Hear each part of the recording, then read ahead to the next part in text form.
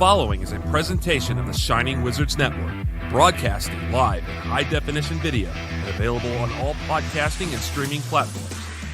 Follow us on social media at Wizards Podcast. Check out our merchandise at merch.shiningwizards.com. Do your Amazon shopping at amazon.shiningwizards.com. And become a Patreon supporter at patreon.com/wizardspodcast. And now, it's time for the Shining Wizards.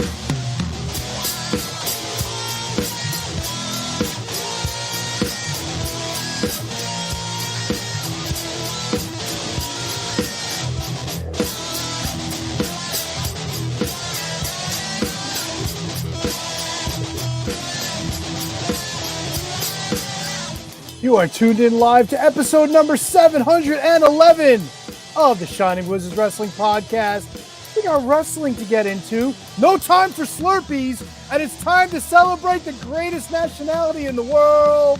Happy Columbus Day, everybody. Let's get into some wrestling talk. Talk about wrestling. Tony. Double T. Brundo. Oh, that was weird, right? Yeah, because we don't have I guess the KJG was he's like the he's the guy that ties it all together. Yeah, I guess so. Hold on, I could have been better. How about this? Ready? Tony. Double T. Brundo. I don't Smack Deezy. There you go. Oh, see, I was expecting Matt to go last and go Double T. No, I wanted to reach into my box O sound bites. To your bag. Yeah. Oh yeah. Oh yeah. So yeah. We are with out Handsome Kevin, who is in Panama City with Tropical, taking over Club La Vila, and KJG is enjoying the fruits of his labor. Devils win this afternoon, and the Yankees playoff game coming up. So we are without both of them tonight. I have the Mets game on. I'm not even going to pretend like it's not on, but they're in the bottom of the eighth, so you will have my 100% undivided attention as soon as that game is over, which is why I have a new – if you're watching, there's a new light. I just turned my desk. So your desk turned on you? Yeah. What a swerve. Yeah. Fucking the heel beard and everything. Piece of shit. Piece of shit desk. How's everyone doing tonight? Doing great. It was weird. Yeah, well, the intro, Brundo, congratulations to your brother, and God bless you for getting your wife to do the Steven Seagal dance in public in front of a bunch of people you actually know. I had to get my brother to agree to it too, because he absolutely hates Steven Seagal. So that was a good one from him. And the DJ played strut. The DJ played strut. Yep. I didn't get to the shouldn't do that yet or part though. You do that. That's all right. Look, I told my son, I'm like, look at how great Brundon is. I'm like, he at a family wedding convinces his wife to dance the Steven Seagal dance. And your wife, dude, with the twirling and everything, it was so she's perfect. Amazing. Yeah, it was so perfect. She's a pro. And you had the hand motions down and everything. You even gave the bow, and she curtsied to you. It was amazing. Yeah. Unfortunately, though, my sister-in-law's family is probably never going to talk to me again, because I told her in my best man speech that she should have had the wedding catered by Olive Garden, and they're about as Italian as you can get. So Shit. It was about a fun 2 hours of her family. Wow, what a dick. They really took it that seriously, huh?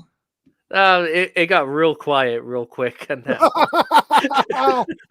Shit, if I was there, I would have been laughing my balls off. Oh, yeah. Well, before I warmed them up with a Steiner Math best man speech. I did the entire Steiner math, but just inserted their names. I take it. Oh, did it spell disaster for your brother or his wife? No, I think I put. I can't even remember how I ended it like that, but they definitely had a 141 and 2/3% chance of having a happy marriage. The numbers don't lie. 140 people. I guarantee 20 people got it. That's fucking amazing. Ironically enough, you were in a room that got awkwardly quiet and uncomfortable, and me and Tony also happened to be in a room Friday night that got awkwardly uncomfortable and quiet. Now, we probably should have put our heads together before the show. Can we possibly pull up the video of this? Like, do we want to get into the video? We should 100%. So for a little backstory, so I got my schedule last week, and I had a very light schedule, and I was actually off Friday night. So I feverishly looked through social media to see if there was a wrestling show, because my wife is a bartender. She doesn't get home till fucking late, and I was like, you know what? Barring a Game 5 of the Mets-Phillies series, I have nothing to do, and I would love nothing more just to go to an independent wrestling show. I put it in. I found one, Outlaw Pro Wrestling at the Bolero Snort Brewery in Carlstadt. Crowbar, Alpha Jr., and Bull James were the only three people on the poster. So I sent it to the group text, and Tony says, I'll let you know Wednesday if I can go. Wednesday comes, Tony's like, I'm in. I'm like, and the people that I go out to watch Thursday Night Football with, I keep telling them they got to come to a wrestling show with me. I took them to the midget wrestling show. Now I said, hey, there's another wrestling show. It's probably like should be a step above the midget wrestling show. Pun. No pun intended. So me and Tony, we agree. We're gonna get together Friday night. I'm gonna drive to his house. We went to the Chili's. We had a couple adult drinks. We shared a couple appetizers, and Tony ate a whole molten chocolate cake by himself. Matt would not share it with me. Matt is not into doing bro. He's not into doing bro things. That's all. Didn't come with 2 spoons. Oh, it did. Oh, it sure did. I'm just not. I have to be in the mood for dessert, and I was not. I got 2 spicy margaritas, and we shared a triple dipper and a Southwestern egg rolls, and I was 5. Oh no, we had the chicken nachos too. Oh, we had nachos. We had the chicken nachos. We had egg rolls, the Nashville hot chicken strips, and boneless wings. Yes. Oh, that sounds amazing. Fucking delicious, bro. Yeah, Chili's kills it with apps. So, and earlier in the day, Tony's like, "Well, what time you want to go? You want to go at doors at 7, bell at 8? You'll go early. Is there anyone's autograph you want to get? No, there's. I don't even know who's on the show outside of Crowbar, Alpha Jr., and Bull James. See, because they said doors at 7, show at 8. So I'm thinking you got an hour before the show starts. They got to have some sort of table set up. Maybe you can get some 8x10s, maybe some pictures. You know what I'm saying? Like, who opens a fucking door an hour early and doesn't have that stuff? So that's what I was thinking. You know what? It's you killed it right there. You hit the nail right on the head. Also, the flyer said tickets $25. Oh yeah, online it was 25, and it was 80 for a 4-pack, so you could bring your family. Yeah, because it was definitely a family-friendly show in a fucking brewery. So me and Tony get there, and there's a bunch of people standing outside, and we both had. We couldn't get in the parking lot. The parking lot was filled. We had to park on the street. So we get there. My buddy and his girlfriend, they meet us there. But he's like, "Hey, we're running behind," and I'm like, "All right, no worries." We go inside. There's not a ring anywhere. It's like a brewery. There's just tables. Yeah. So we kind of like wander over to where they have like a to-go shop, and like that lady comes out. She's like, "You're here for the wrestling?" We're like, "Yeah." She's like, "All right, they're not ready yet, so just hang out." And we're like, "Oh, whatever." They're not ready yet. They had not even begun to get ready at this point. And we got there. When we get there, like 7:30, 7:40, because Chili's is not far from the brewery. It's literally a 3-minute drive. Yeah, we were probably there like 7:40, 7:45-ish. Yeah. So we're hanging out, and my friends get there, and we're hanging out, and finally, like 8:30, 8:40, somebody comes. 8:30, 8:40, about there. Yeah. And he's like, "All right, like we hit a little snafu. But we're gonna start letting people in. So if you have tickets, come on in. we're running a little behind, but we're working our way towards the start, and we're gonna do a special Q&A with Alpha Junior. All right, something to bide our time Yeah. while they get ready for the show. So, and the guy is right next to me when the door opens. So I'm like, what about if we need to buy tickets? He's like, buy tickets right here. Great. I get up. I'm like, all right, one. He's like, $40. $40 fucking dollars. And there's 4 of you. You could have gotten the 4-pack. We could have. We paid double the price without the 4-pack. I don't know why we didn't just. I was just so eager to go in. Yeah, Matt was all fucking. He was full bore on this one. And I felt something in the air, right? There was something magical in the air. Oh, Bruno, I pay my 6 40. cents. Tony pays his 40. We walk in together. The ring isn't even there yet. it wasn't even there. There's no ring yet, and the seating is like 8 picnic tables. Oh no, it was 6 picnic tables. 6. And the one that we sat on was fucking rocking like this.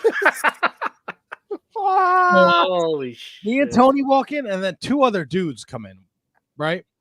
So we go and we just find a table, and we sit down, and some dude is like Alpha just like Junior just walks into the middle of the room, and the guy's like, all right, you got questions for Alpha? And me and Tony were like, No.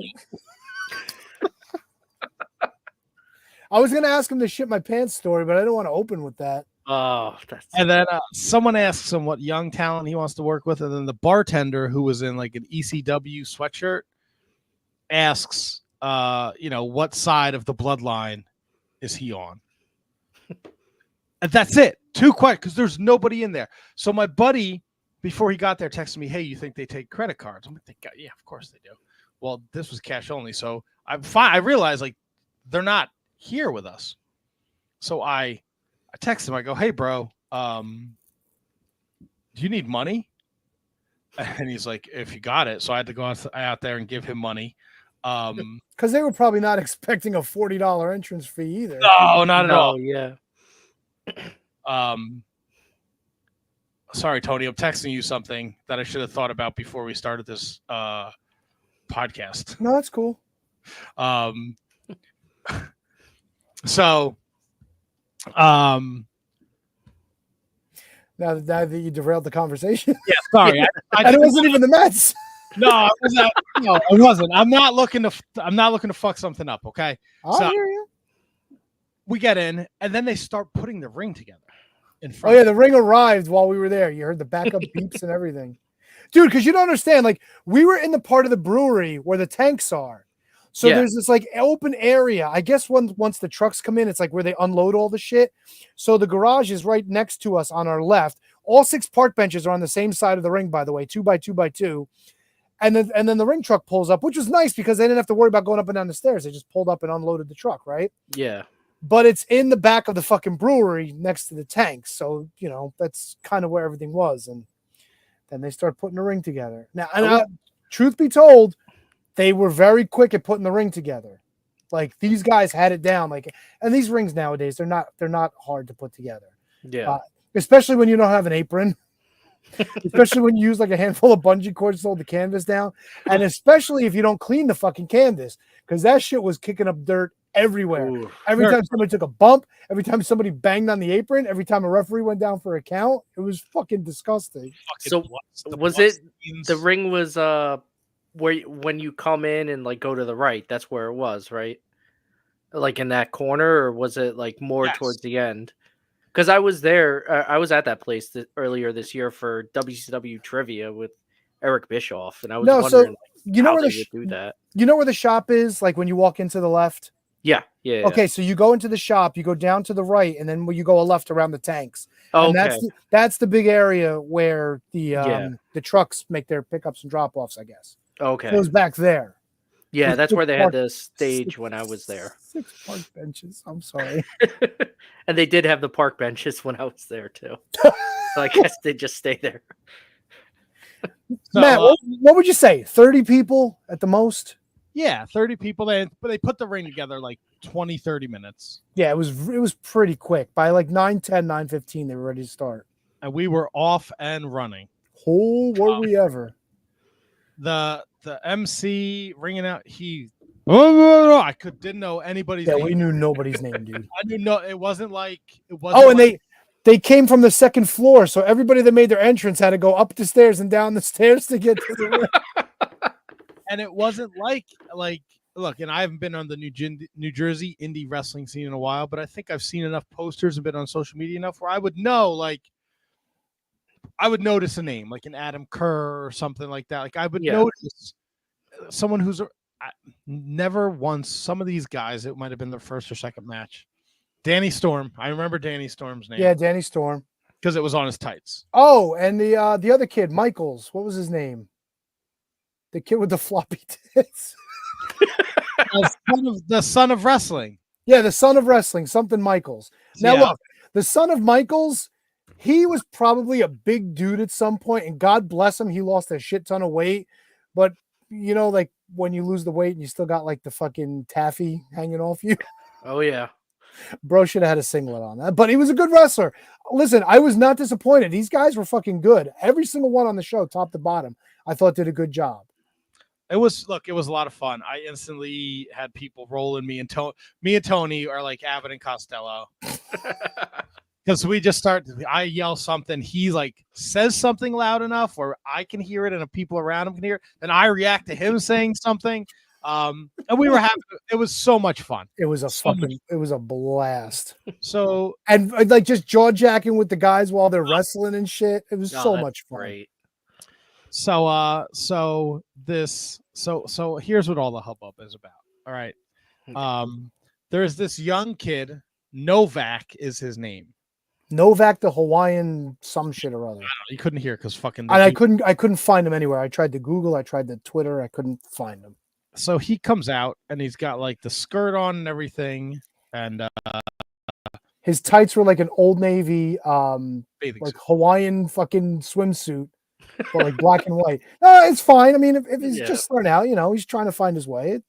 You know, barefoot, had his ankles taped like an Islander. You know, big poofy hair. He looked like his body was like superhuman with a tan, but like 20 more pounds of muscle. He was doughy.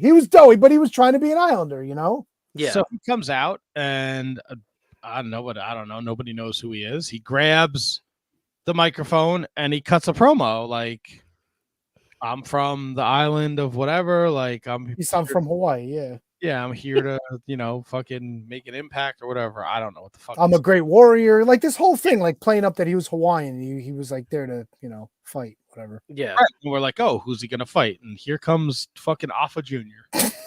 And now we're like, oh shit. Here's like the fucking big Islander guy, you know, the Samoan guy, you know? Yeah.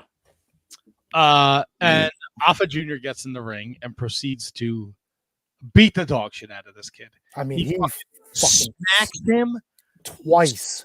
The first smack was loud as fuck, and it looked like the kid didn't know it was coming. Now look, because this has gotten a lot of traction since Saturday.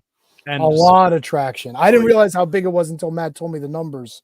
And then somebody from Outlaw Wrestling today was like in our mentions showing like screen caps of like, this is like him brushing him with his fingertip. And look, I'm not a fucking wrestler. I can tell you I was 12 feet away and it looked like this kid got the ever-living fucking dog shit beat out. He had fucking big red marks all over his back. I couldn't see his face because he walked away covering up so much. So Alpha smacks him a couple times. Then he like clubs him to the ground. Then he's like, you can see it in the video. And we'll pull up, one of us will put the video up. He's like work stomping him like he's doing the stomp, but then he soccer kicks the kid hard as fuck. And it's not like, look, I didn't watch the video 1,000 times. I didn't inspect it. All I know is there was no slapping of the thigh or anything. He kicked him hard as shit. Then he told the referee, count. And they count the kid as a knockout. Counts to 10. Then Alpha Jr. gets on the fucking the microphone. I'm fucking not playing fucking games. This little fucking Puerto Rican piece of shit thinks he's from the island of Samoa. My family bled. They sweat. They did all this. Great. Whatever. I I was fucking living my best life, bro. I was having a great time. I'm not even look, no, because I'm not gonna pretend like I'm some fucking social justice warrior. And I was like, oh, this is outrage. Bro, the main event was Crowbar against what was his name? Terry. His name was Terry Adonis. But we couldn't hear what the announcer said.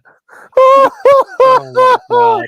The match starts, and Tony starts going, "Let's go, Jimmy!" And I'm going, Tony, come on, Jimmy! By the end of the match, no. I'm at one point I'm chanting, "You got him, Jimmy." I'm going, Jimmy. I'm the only asshole chanting Jimmy, right? The second time it comes around, I want him to come back. Matt joins me in the chant. By the third time, the entire fucking crowd is going, Jimmy, Jimmy. Why we got an echo, bro? I opened Twitter. Oh, yeah. Oh, That's bad. Oh.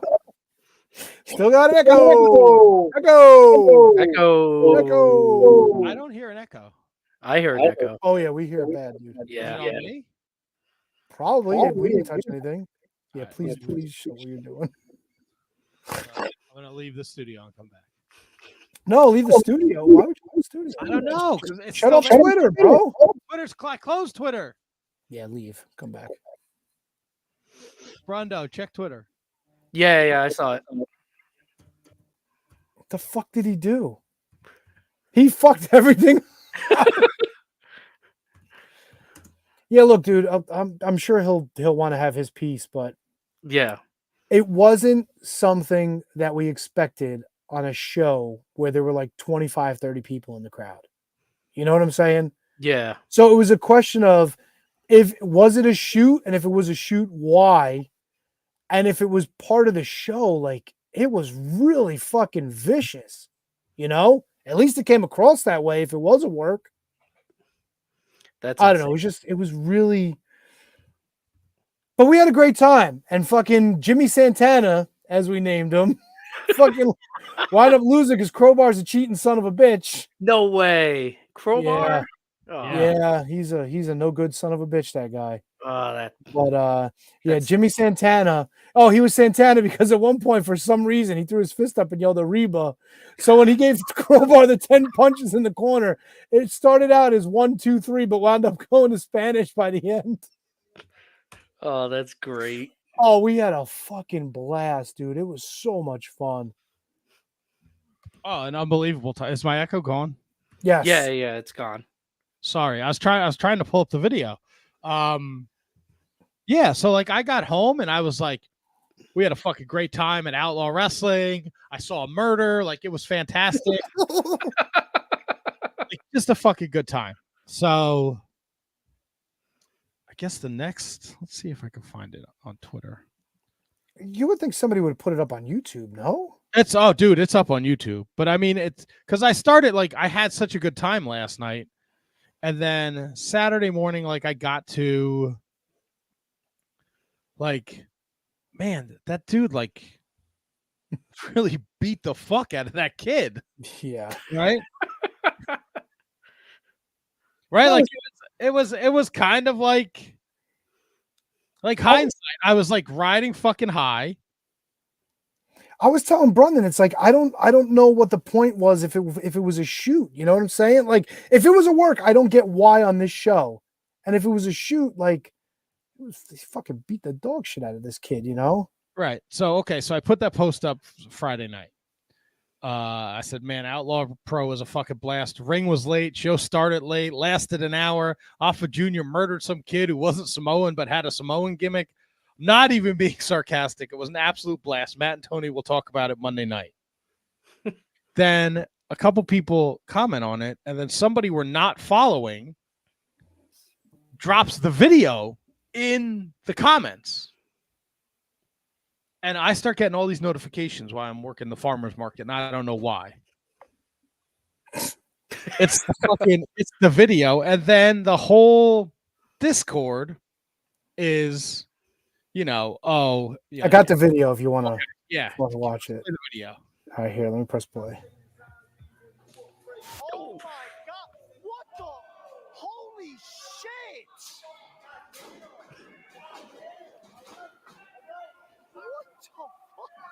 Didn't even ring the bell. Listen, after he tells the referee to count it, he's gonna fucking punt him. Oh my god, Dude. keep him away from me. Ooh. Oh my god. Wait, what? Oh my god. Jesus, indeed. Where are you guys sitting at this point? We are we're Aura. see the dude in the flannel on the left? We're like Yeah. back there. We're like alongside him. Oh, okay. So you didn't spring for first row? Dude, the aura's unreal. This fucking shooting this video, the aura, fucking choke on your aura, dude.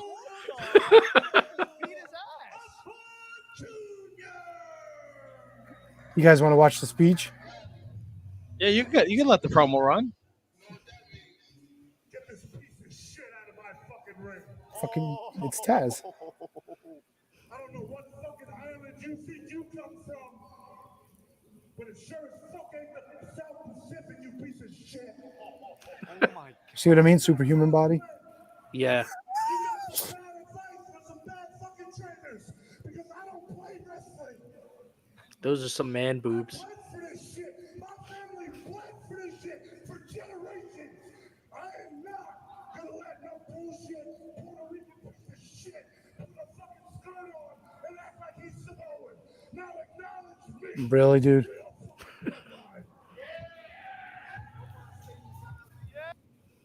Yeah. So there you go. Yeah, so there's a ton of discord going on Twitter. You know, some people are like, oh, like he forgets that his fam, like Yokozuna wasn't really Japanese, and Yeah. wasn't right. And then there's other people who are like, you know, like I see everybody's upset. Like sometimes it's just why do I hear the echo now? Oh, for real? All right, I'll leave. Is it my settings?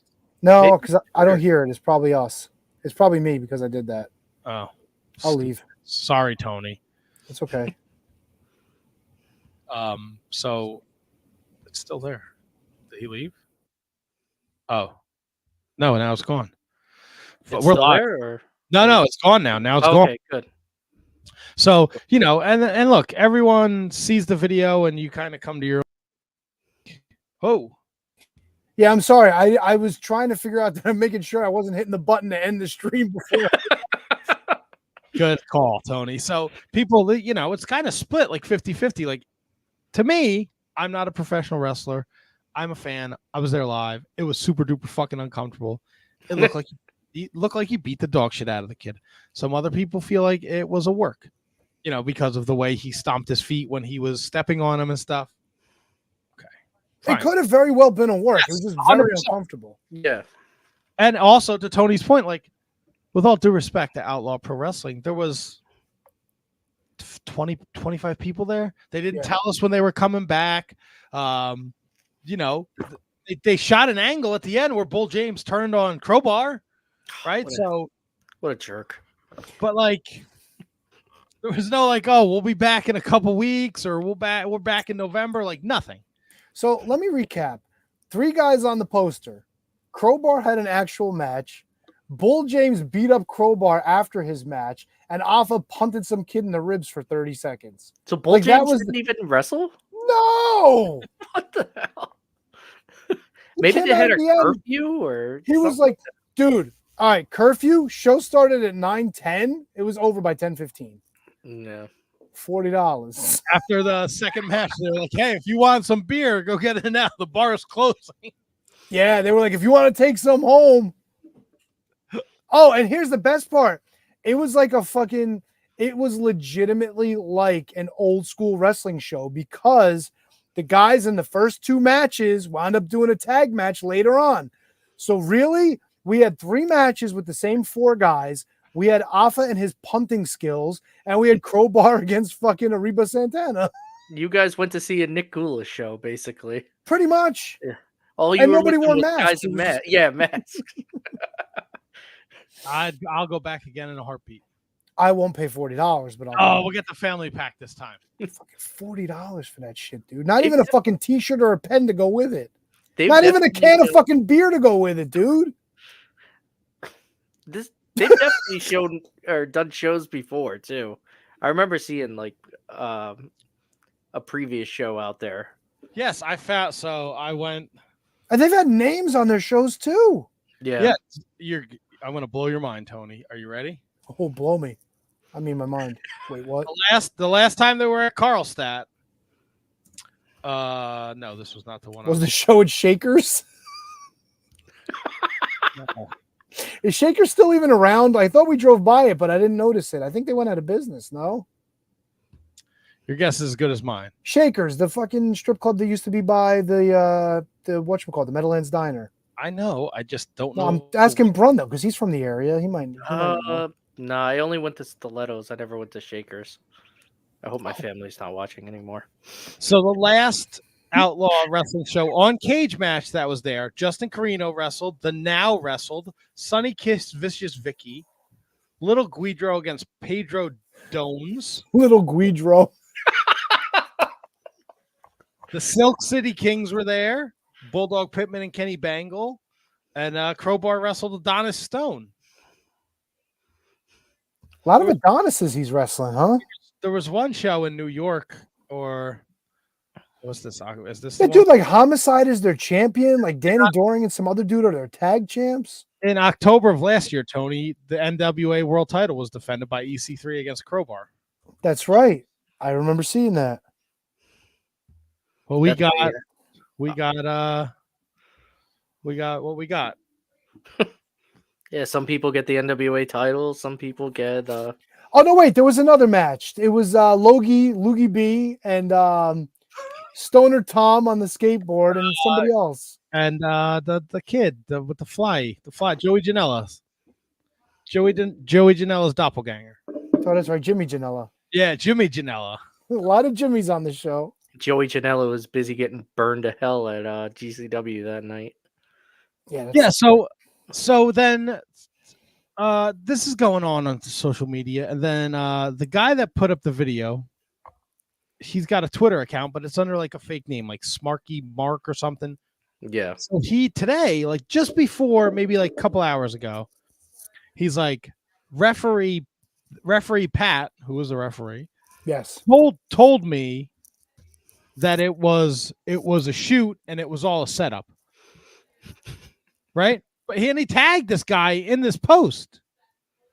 This referee Pat guy. And he's like, I've never talked to you once before. Blatant lie. I never contacted you. This was not a hit. Come out from behind your keyboard name and let's talk about it. And then Outlaw Wrestling starts responding. Oh shit! Finally, here we go. Right? And dude, you don't realize how awesome and interesting and fucking how much fun this is. This is great. Oh This yeah, is amazing. This poor kid got his shit fucking pushed in, and like this is fucking great. Oh, there's a guy from Pro Wrestling Magic. Yeah, El Blanco, Meadowlands Monster. He used to wrestle as. Yeah, he reached out he found this kid on like Facebook. He reached out to check on him. Crazy shit. So So what did Outlaw say? So Outlaw said it's a work. It's a work. The kid never he didn't have any broken bones. He didn't have any bruises. He had a fucking big old handprint on his back. But then I said, okay, like I was there live and I was 12 feet away from it and he beat the shit out of him. But I said, and it looked real to me. And I guess that's the point, right? Well, yeah, but it was just a weird thing to do on a show with like 30 people. Yeah. You know, I know where, like, I'm not going to die on this hill. If you tell me it's a work, fine. Because you know, like, I can only tell you what I see. But we've watched a ton of wrestling in the past where it seems like they're fucking killing each other and everybody's fine. So what the fuck do I know? I paid $40 and sat on a broken picnic table for an hour like a jerk off. So, right? Like, really, what merits do I have? I do a wrestling podcast. Doesn't mean I've been in the ring. I don't know if these guys discussed this beforehand. Yeah. So then I call out the Shindy Mark guy because this referee Pat's like, wow, you really went deep into this. Because look, it's one thing to say that you reach. Look, like, okay, Crowbar is going to join us in about 10 minutes. right? And we'll talk about this. And if he's comfortable talking about it, we will. And if not, we'll talk about his fucking, timeless fucking wrestling career, which is awesome. Yes. And the fact that ever since my buddy pointed out that at the anniversary show when he pointed and his finger was all crooked, I can never not look at Crowbar's hands and not notice that his fingers are all fucking mangled from all the years of wrestling. But it's like he comes on here and he says something, and then I go, "Oh, well, Crowbar said that," and it's not even something he said, or we never talked to him about it. So I told this kid, I'm like, "Bro, that's not a good look for you." He's like, "Look at the video." I'm like, "I'm not talking about the video, stupid." You called me stupid.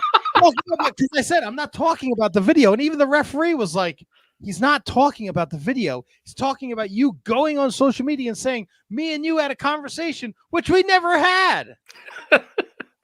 And then he responds, "Video doesn't lie." I said, "Bro, take the L.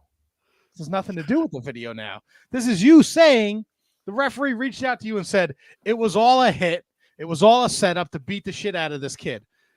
And the referee told me this." And the referee's like, "I never said a fucking thing about that." Put it in the books. And we actually were keeping an eye out for this Hawaiian kid. Oh yeah, me and Tony went back in and looked for him. We wanted to see if, like, maybe the kid left or something, but I don't know. Never found him. Doesn't mean he wasn't there. That's true, because we did accidentally, when we were looking for the ring, I was like, let's go up these stairs, and it was just like the locker room. Yeah. And we like poked our head up, and I was like, nope, this isn't where we belong. Jeez. Matt, you paying attention again yet? Yeah, I've been paying attention the whole time. My phone's just blowing up now. All my mess friends. Yeah. Can I just I have to put this up. Football Scouting Report says, shout out to Isadora from Stilettos in Atlantic City. Her lap dances will leave you broke. Make sure you go check out Isadora in Atlantic City at Stilettos. Stilettos in AC. Yeah. Hey, I go to AC for GCW at least once a year, so Well, keep that in the back pocket. That's a bold move to go walk off the boardwalk and into one of those strip clubs. Oh, jeez. well, you remember when Diana told us the story about when mom and dad stood at the fucking hooker hotel. Look, it's not, the AC is, even on the boardwalk, the AC isn't the fucking safest place in the world. No, but if you go a block off the boardwalk, you're fucking taking your life in your hands. Yeah, and you go into one of those fucking strip clubs, forget about it. Yeah, fuck that. We used to go down to AC, and one night we decided we were going to get dressed in suits and go down. And then go high fucking rollers. And then go to a strip club afterwards. Oh boy. I bet you that was a great idea. It's a great idea for me because these broads thought I had money and I was fucking broke as a joke. Oh my Holy goodness. shit. So our friend Crowbar is going to be joining us shortly. So we'll table any AEW conversation. Crowbar is the reason that I went to this show because he had shared the poster and I was excited. Yeah. And, he was very excited to see us. I want to know if he heard Tony threw out a couple jack wagons while he was in the ring. I wonder if he heard the Jimmy chants. Oh, my God. 25 people, you have to be able to hear it. Yeah, but, dude, I told you, after the third time, everybody was chanting Jimmy. Yeah. Oh, it was a hoot. It was fucking amazing. Absolute fucking hoot, man. I can't wait for another independent wrestling show to go to. Aren't there midgets coming up again at the end of the year? So apparently, Uh-oh. Jesus Christ, dude, there was a midget show a couple weeks ago on like a Tuesday night. Where? By you? At the same bar in Bud Lake where I went. Oh my God. Jesus. I guess I was annoyed because I was actually home that night. I could have gone to midget wrestling on a Tuesday night. You think they sold out on a Tuesday? I don't know. I think there's another one. They said they were coming back in November. Yeah, that's what I thought you said. Yeah, I remember you saying that because it was like a weekend I couldn't go. But on a Tuesday? Yeah, Tuesday. And it was like last month. Let's see. I think tickets were half off. midget. What the fuck was it called? Midget. Midgets of Wrestling. MOW. No, it had a name. Mo. No, not midgetmama.com. All right, now I got to look this up. My fucking elbow. What the fuck was it called? Midgets with attitude. Midget Mama recipes? Wait a minute. Is this a midget cooking food? What is this? Midgetmama.com has recipes? You only use half the ingredients. Bro, seriously, it's a fucking recipe website.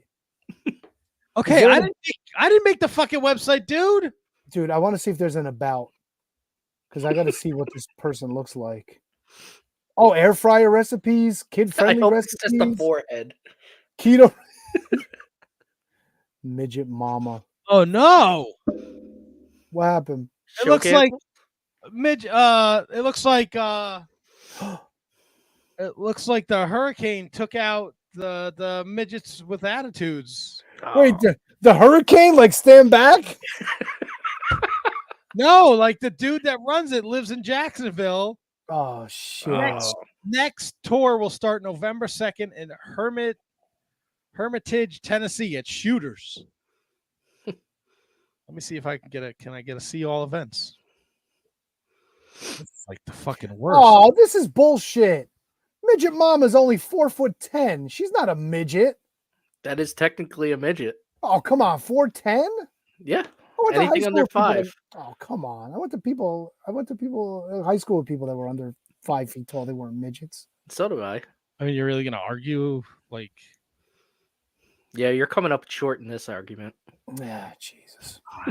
I can't stand tall with the facts I'm basing this on, huh? Man, I don't know if it was midgets with attitude.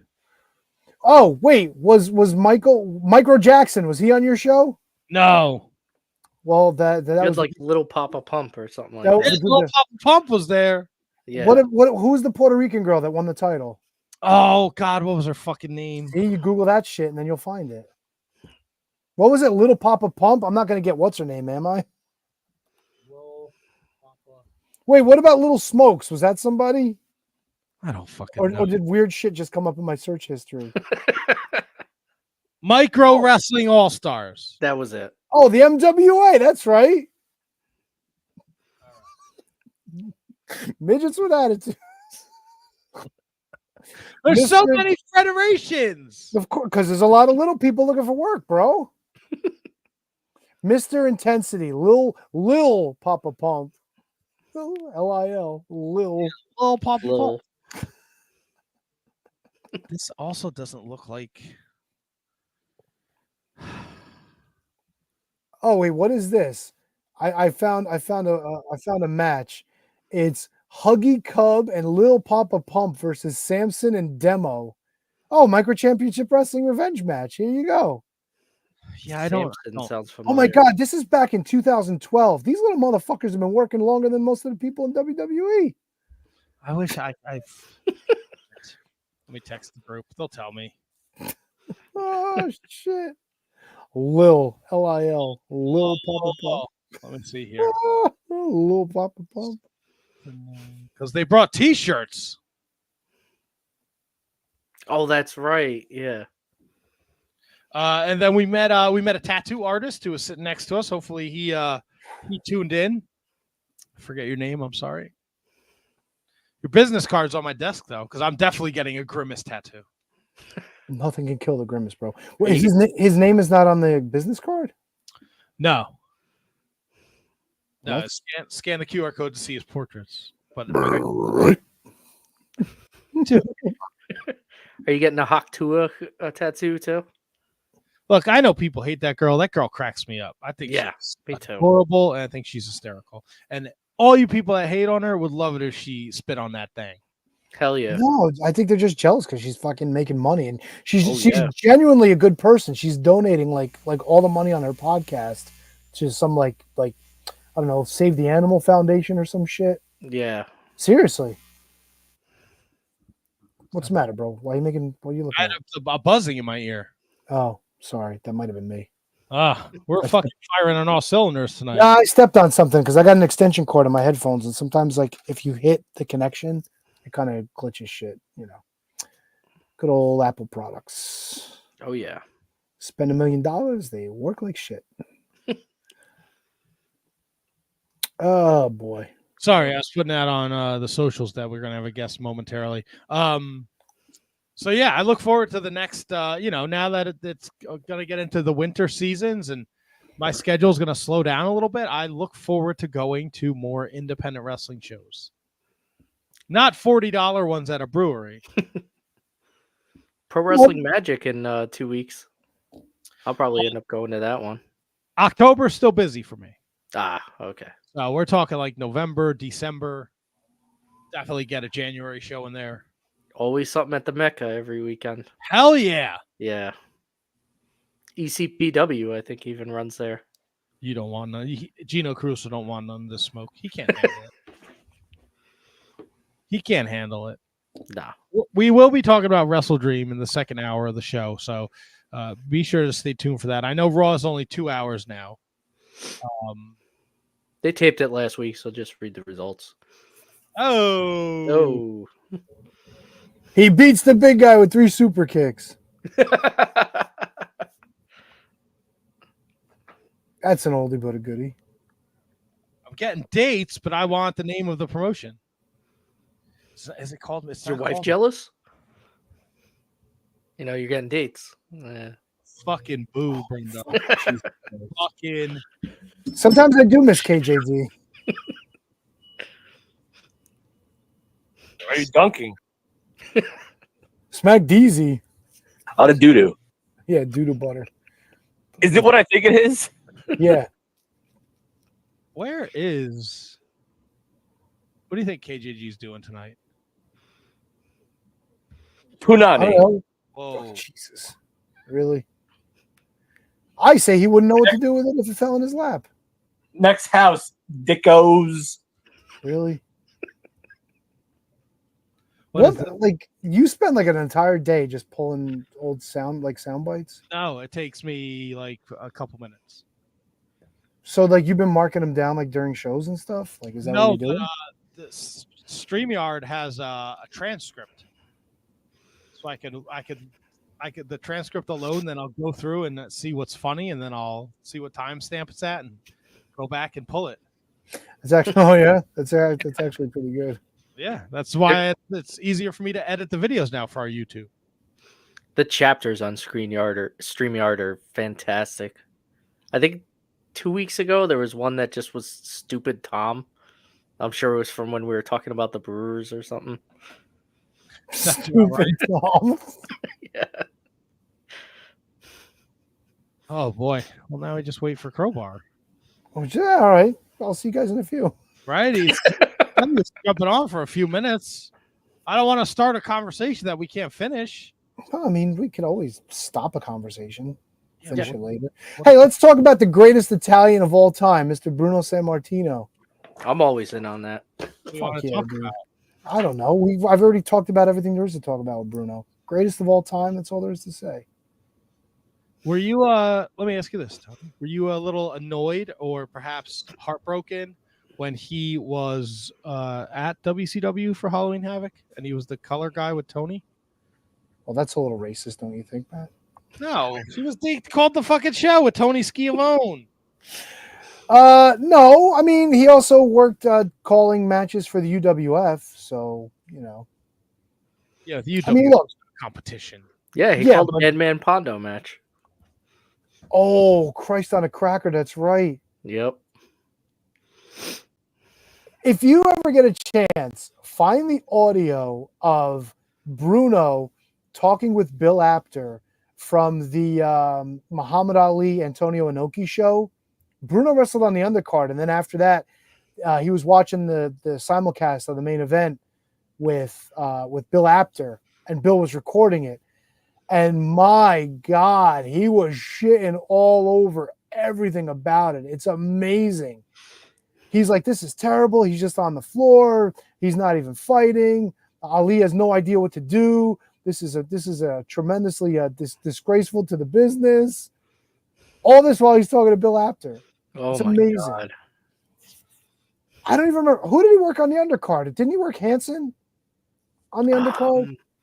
I don't think that was Hanson Let me see. Inoki. because I think that was by itself. That was Shea Stadium. Inoki Ali undercard. Maybe it was actually. Let me see. Muhammad Ali, Antonio Inoki. Let's see. Actually, I think you're right. Yeah. I'm always right, bro. You know this. Oh, he pumped the fucking brakes there, buddy. Shit. I can't, dude. How come the Wikipedia page only has a listing of the rounds of the fight? It doesn't have anything else. What the fuck? Wikipedia, you fail on this one. I got you, fuck nuts. Thank you, dude. I knew you would come through. Card GCW Ali versus. Wait, why does it say GCW? So the only. Ali probably did a. So I don't know if they did a simulcast. They did.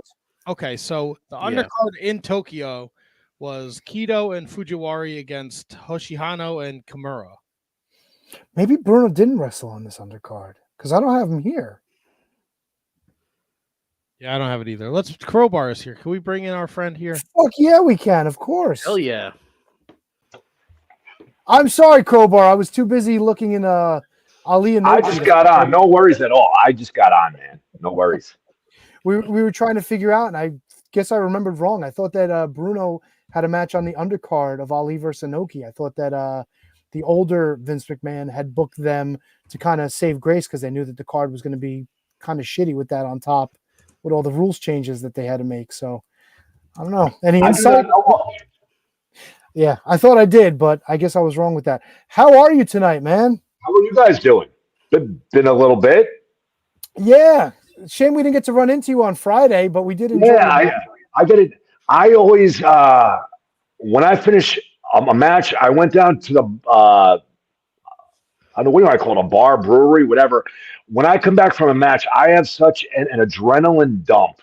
My wife makes fun of me all the time because I'm always the last to leave. I come back to the locker room. I speak with my opponent. We usually laugh and have a good time. And I just sit there with my tights on, and I got to muster up the mental capacity to get undressed. And I've gone back to like the 80s, 90s, that vinyl, that hot vinyl material, which I love the way it looks, but it's a match to take it off. So I have to come back, recover from my match, and then build up enough strength to peel this shit off of me.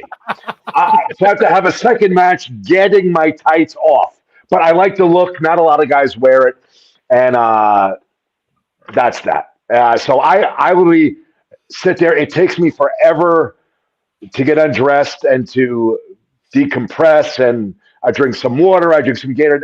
My post-match is just this Zen experience. And in my ADD brain, going through everything that happened during my match and what I liked, what I didn't like. And it's just this kind of very calm Zen place, because by that time, most of the locker room, if I'm on last, has already left, and I'm just there with myself, and I just process.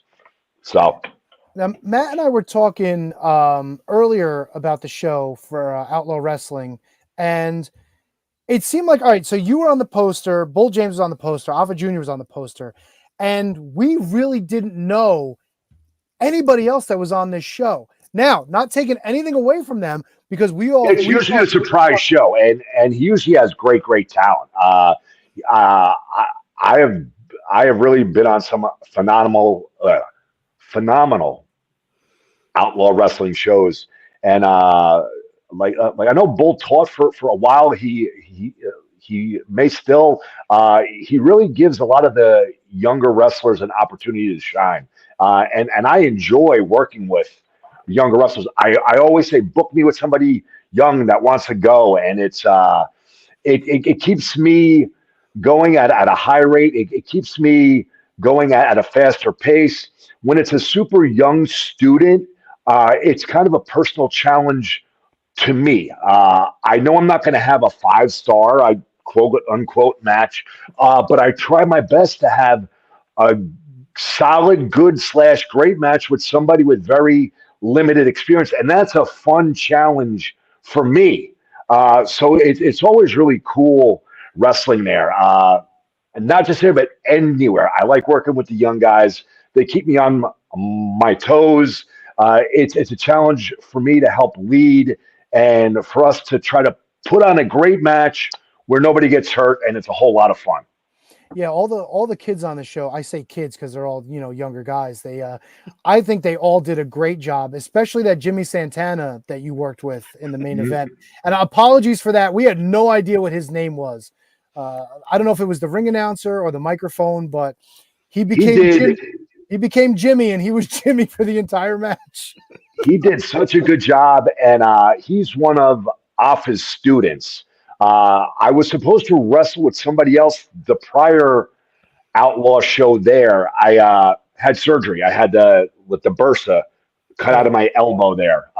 So I could not wrestle. I forget the guy's name. I'm so sorry, but he jumped me. I was supposed to wrestle Casey Navarro again. He jumped me, and I was supposed to wrestle him. Something happened where he needed to leave. So it was Jimmy, as you guys say. So I talked to Alpha, and I asked him, he goes, he's really, really green, but he's really, really athletic, and he's really, really respectful, and he listens. So as a veteran performer, as I am, I always want to have the best match possible. I want to give them the best opportunity to shine. So I'll go through their moveset. I ask them what they like to do, and then it's up. What to me is to decide: does that sound safe? Do I trust this guy to do X, Y, and Z?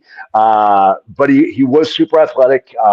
He got to do a couple really, really cool moves. When I'm with a younger guy, I love to do the top rope Frankensteiner. It's one of the things I enjoy doing at this age of 50 years old.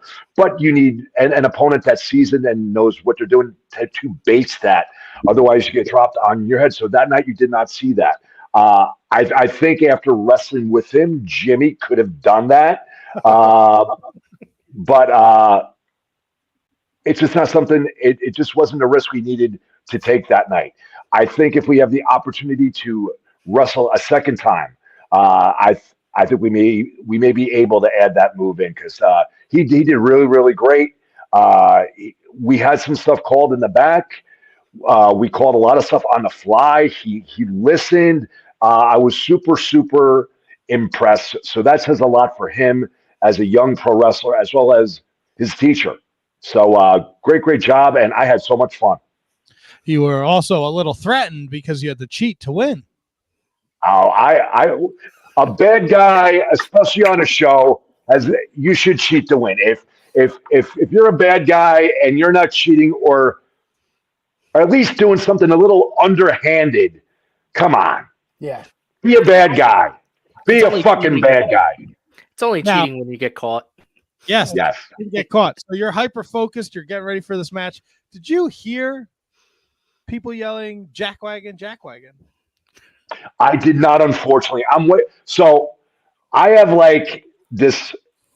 I have ADD, ADHD so friggin' bad. It was never diagnosed when I was a kid. So my mind can seem to wander here or there, but when I'm involved in something that I'm laser focused on, it's like I'm at work here. When I get in note writing zone and I'm on the treatment floor here, one of my coworkers might call me, and they'll have to call me 4, 5, 6 times because I just get in that hyper focused zone. I don't know if any of you guys suffer from this. It's actually an asset when you're involved with something you enjoy and something you're into. But when I get up there in the locker room, I was up there with my opponent, laser focused, thinking what I want to do, and nothing else exists when I'm in that zone. Interesting. I'm definitely on the spectrum somewhere. Join the club. I think the rest of us are too. Yeah. This Saturday, first time ever, you and the Greek god Papadon. I cannot. I love Papadon. I am such a fan of his work. I have no idea how he's not wrestling somewhere. I personally think he'd be like a perfect fit for like NWA, that classic wrestling look.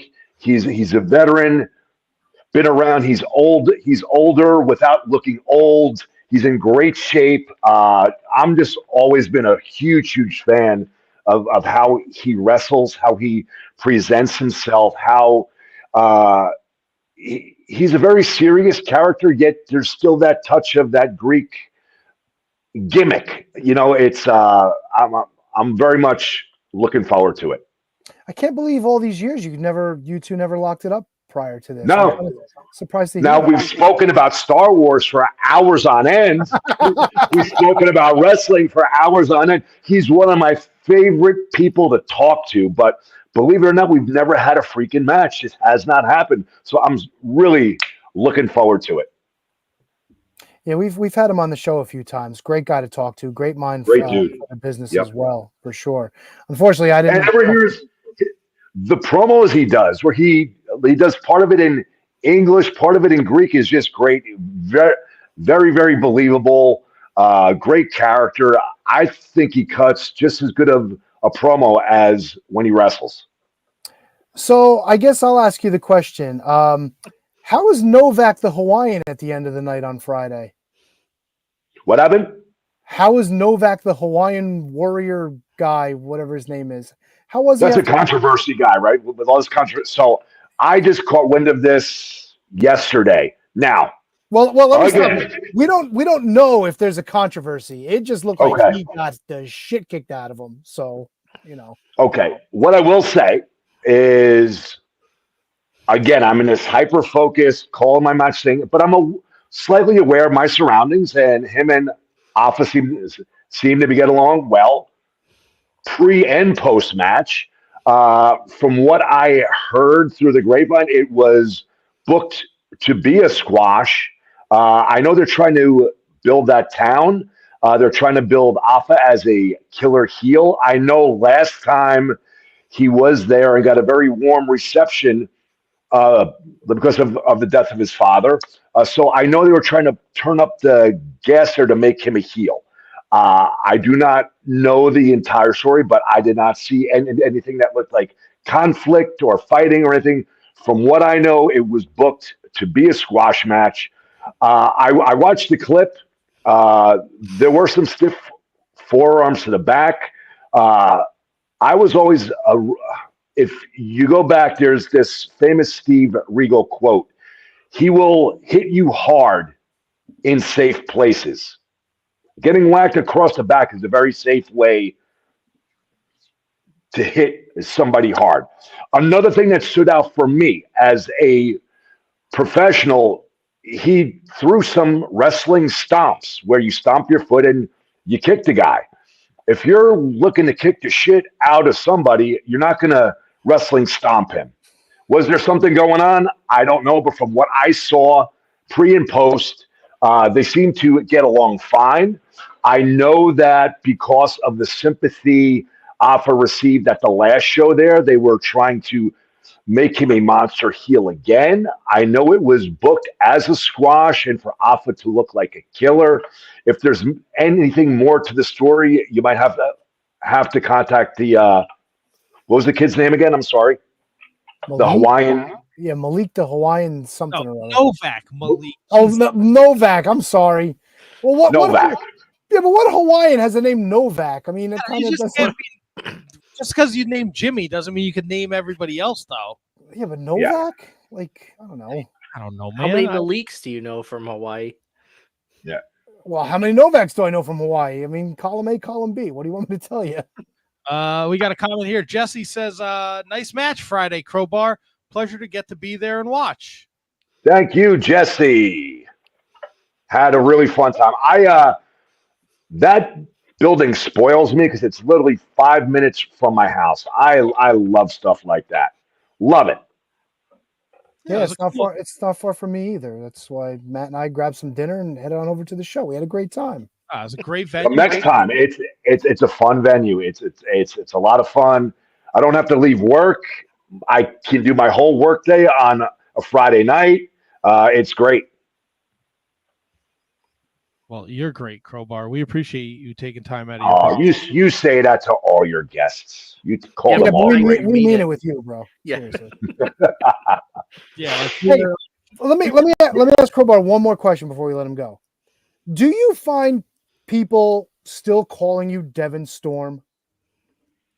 Because I would talk to my wife, because you've known my wife as long as you've known me, and Sure. Yep. she still, if she doesn't call you by your government name, she still calls you Devin Storm. So when My I talk to government her name. about you, like I'm like, Devin Storm. Because that's how she knows you. She's like, who's Crowbar? There are a lot of fans as well as guys in the business that know that I wrestle as Crowbar, but believe Devin was actually my real name, and it's not. It's Chris Ford. Just wouldn't really be that flashy of a wrestling name. Chris Ford has Saturday AM, WWE jobber written all over it. Chris Ford.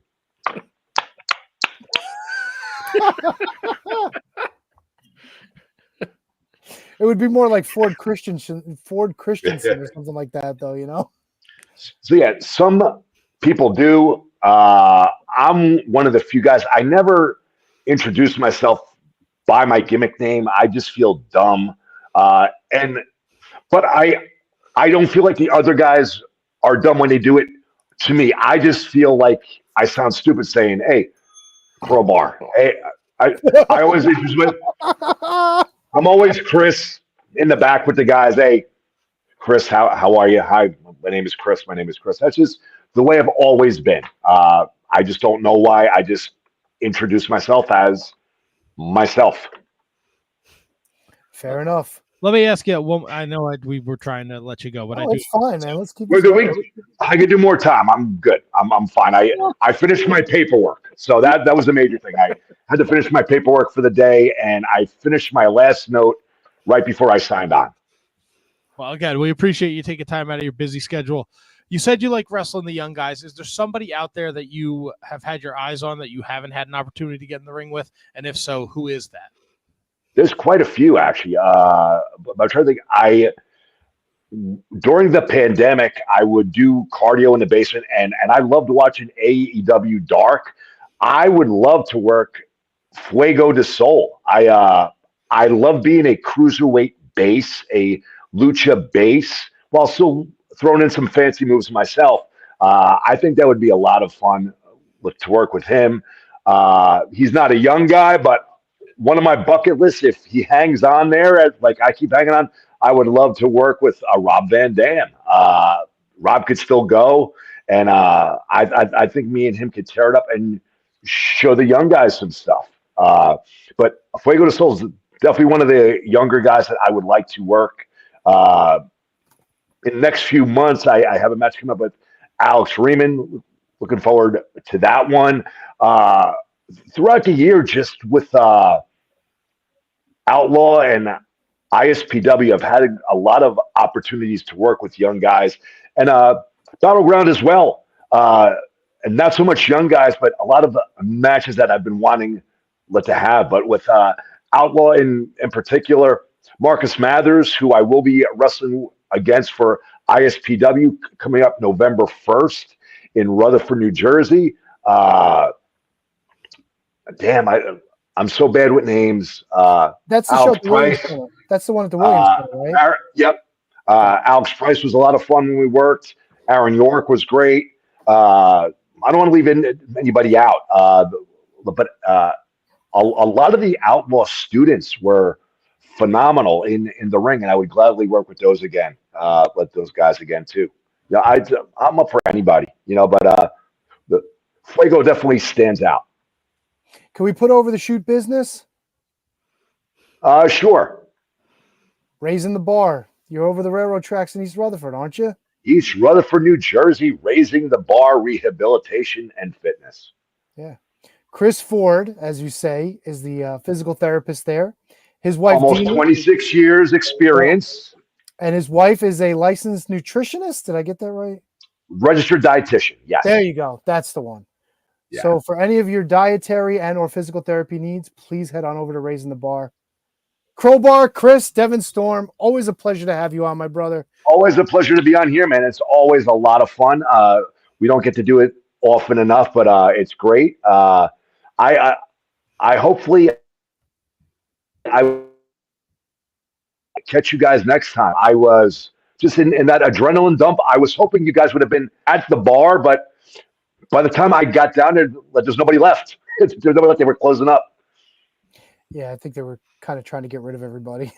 Told us to buy the beers at like 9 o'clock to head home. It's like the show didn't start yet. Relax. It is what it is. We had a great time. We had a blast, and it's always a pleasure having you on. It was great to see you wrestling. Ladies and gentlemen, Crowbar, check him out. He's wrestling everywhere. And thanks again for joining us, brother. I've been everywhere, man. I've been everywhere. Fuck yeah. Johnny Cash. Of course. Of course. Oh, Tony wants to know where he can get a timeless Crowbar t-shirt. Oh, yeah, merch. Okay, I know Pro Wrestling Tees has 3 separate timeless shirts, and Battleground Championship Wrestling also has their own Crowbar shirt. All right. We will definitely check them out.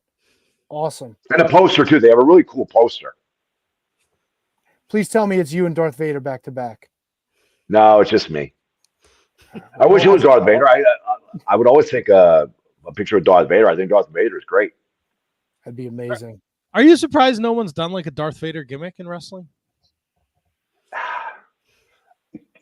Kind of hard. You know what I mean? That's a too iconic of a character to rip off.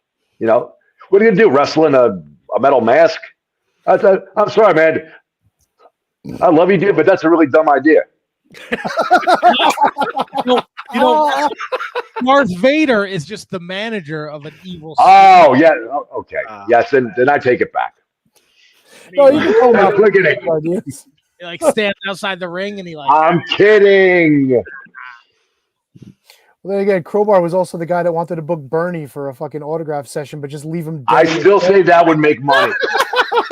I would drop $100 to take that picture. Now it can't. I will die on this hill right now. Okay. All these autograph shows, you never see the guy from a Weekend at Bernie's, but he's still alive as far as I know. But this is the whole thing. You got to envision. It can't be just the guy doing with the pictures. If a guy like me is going to go, and I'll drop $100, you put down a tarp. You cover the tarp with sand. You get a lounge chair. You get the umbrella. You get the table. You set up the Monopoly board. Now, Bernie has to play dead. Sunglasses. Don't laugh at me. I'm serious. I'm What is laughing this? because it's so unreal, dude. It's I was amazing. I was ready This is- to start something, and I heard you say a tarp, and I thought we were talking about Sonny at Legends of the Ring again. No, you don't friggin' laugh at me. So, Bernie, you hire the guy. He has to play dead.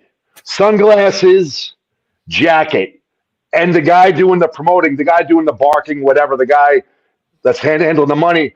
The fans go up, they pay for a picture with Bernie, and the guy actually has to grab his hand and help him sign because he's a dead body. Come on, I think that's a hit. I can't believe nobody's done that. I'd pay for that. A couple more years, it might be a reality. He's 85 now. But he has to be in the full garb with the glasses. You got to be there like this, and the guy got to come up and just. It's so. That'd be amazing. some funny shit right there. I'm sorry, yeah, that'd be well, great. I dropped my $100. Take my money. Yeah. Take my money. Take 2 so that my kids could do it too. Here's 200. I want my kids to have this experience. Crowbar, always a pleasure, man. I'm so glad you joined us tonight. The Bernie Lomax experience. Fuck yeah. Then his hand is on like a little pulley, and as you leave, just like the movie. Shit. Come on, man. Why- That's not just a photo. That's not just a photo. That's an experience. Fuck yeah, dude. Why That's is a there, once. You're not paying for a photo. You're paying for the experience. I want someone to do the Bernie Lomax gimmick in wrestling. Dead, goes to ring, dances to the ring, then just fucking lays down. I will tell you this: not many people picked up on it when he was in NXT and also on Indies. Once in a while, Rich Swann would do the Bernie Lomax dance from Weekend at Bernie's 2. I don't think anybody picked up on it, and I pulled him aside when I first met him. I go, dude, I saw you do the Bernie dance, and I knew what it was exactly, and I popped. He goes, nobody knew what that was. I go, I saw it immediately, and I knew that was the Bernie Lomax from Weekend at Bernie's, not one Weekend at Bernie's 2. I picked it out. And he did it, and I loved it. I popped. I might have been the only person that popped or recognized that it was the Bernie Lomax dance, but the level of my pop was the equivalent of like 10,000 pops. The fact that they got 2 movies out of this is pretty impressive. Oh, it's great. I mean, it was the 80s. You had to make Imagine the pitch meeting. Oh, okay, what's it? Okay, the whole movie, the guy's dead, and nobody knows it. He doesn't stink. He doesn't stiffen up. My favorite's when they're pulling him by the boat, and he's hitting the channel markers. That body would be pulverized and bleed blood all over the place. But that's my favorite scene. Didn't some lady bang him in the first one too? Yeah, the mob boss's wife. They took him to fucking St. Thomas in the second one. They got a dead body on a plane and flew him from St. Thomas. It is a beloved classic, especially during the summer. We play 1 and 2 here at work, and the patients love it. They just sit there and giggle their ass off. They just laugh like crazy. I've seen it probably 10,000 times. Know all the punchlines. I always laugh. It's just so good. God damn. So all the new kids, all the new wrestling fans, you got to go watch Weekend at Bernie's. If you haven't, there's probably a ton of your fans right now have no idea what the hell we're talking about.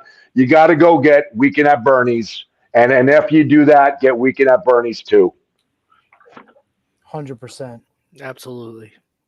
Crowbar. Highly recommended. I know. I keep saying goodbye, but then some other shit keeps coming up. But Some stupid pops up. thanks again so much for joining us, brother. Thank you, guys. Remember, Have a great you have carte Yes. blanche anytime you want. Come on back. Always happy to shoot the shit with you, my friend. That's dangerous. That's just like Devin Storm, right? Dangerous Devin Storm.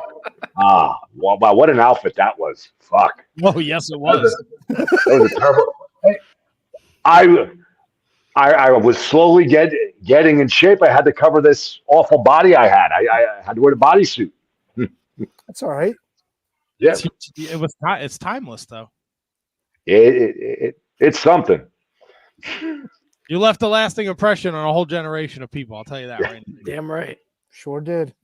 Fringe, neon green. You can't go wrong. That was the time, man. That was the time. And that was the Bad gimmick, mullet. man.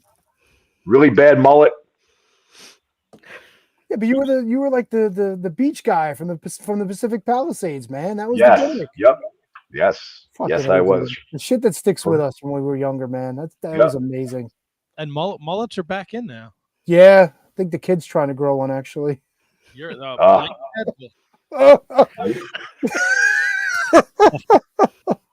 Yikes, dog. All right. Can we get Crowbar out of here so we can go home with his family? Saturday night, Elmwood Park. Elmwood Park. Elmwood Park is Saturday night, and on Friday night, I'm in Lincoln Park for ISPW against the Dominican Destroyer Vargas, who I also love working with. That's a hoss. You want a hoss? Yeah, That's he's a big good old guy. hoss. Yep. Yep. Yeah, Great worker, very athletic. Big fan of his too. I love just watching him too. Like outside of working him, I enjoy watching him work. You know. Yeah, so you can catch Crowbar Friday night at ISPW in Florham Park, Saturday night at Elmwood Park Rec Center. First time ever, Greek God Papadon Crowbar. I'm super excited. Yes. $25 at the door. Hopefully they don't make it $40 if you show up the day of. Crowbar, thank you so much, my friend. Okay. Is this for real this time or no? I think so. This one's for real, right? Yeah, I Yeah, hope so. go be with your family, man. Have a great night, guys. Was fun. Great night. Thanks. Chris, be good. All right. Good night, Thanks. Crowbar. Crowbar, ladies and gentlemen. He's the man. Oh, he's awesome. He's awesome. Definitely. Absolutely the best. I can't go. There he goes. Sometimes you got to give the guests a little help. Yeah, I mean, I wasn't so much worried. I could talk to him all night. It's just, No, I meant about getting him out of here. Oh, I meant getting him out of here too.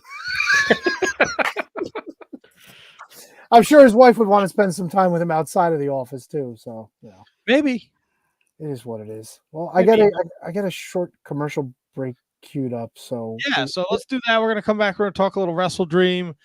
Tony found some weird WCW Festival de Lucha thing we're gonna talk about. And put a nice little pretty bow on the Wizards because next week I think we'll be back to a full squad and Mickey Knuckles next week. Oh, butt cheeks, Mickey. Oh, I can't wait. Dude, I'm just gonna back here if you need me. That's all right. I'm gonna ask her, bro. She has to protect the vital assets. The assets. All right, somebody give it to me. Come on. All right. 1, 2, 3. Back after this. That works. We would like to thank each and every one of you for tuning in every week to listen to the Shining Wizards. Here are some other ways in which you can support the show. If you shop on Amazon, visit amazon.shiningwizards.com and shop the way you always do. You'll pay the same low prices, and a portion of your purchase will help support the show. If you'd like to buy a Shining Wizards t-shirt, visit merch.shiningwizards.com to visit our pro wrestling tee store and select from over a dozen great designs. You can also become a Patreon supporter at patreon.shiningwizards.com, where we offer bonus content, producer credits, special legend shows where you participate in the show, and so much more. Continue to listen to us wherever you listen to podcasts and watch the show live on social media. Don't forget to like, rate, review, and subscribe. Your continued support helps us to keep bringing you the best in professional wrestling podcasting.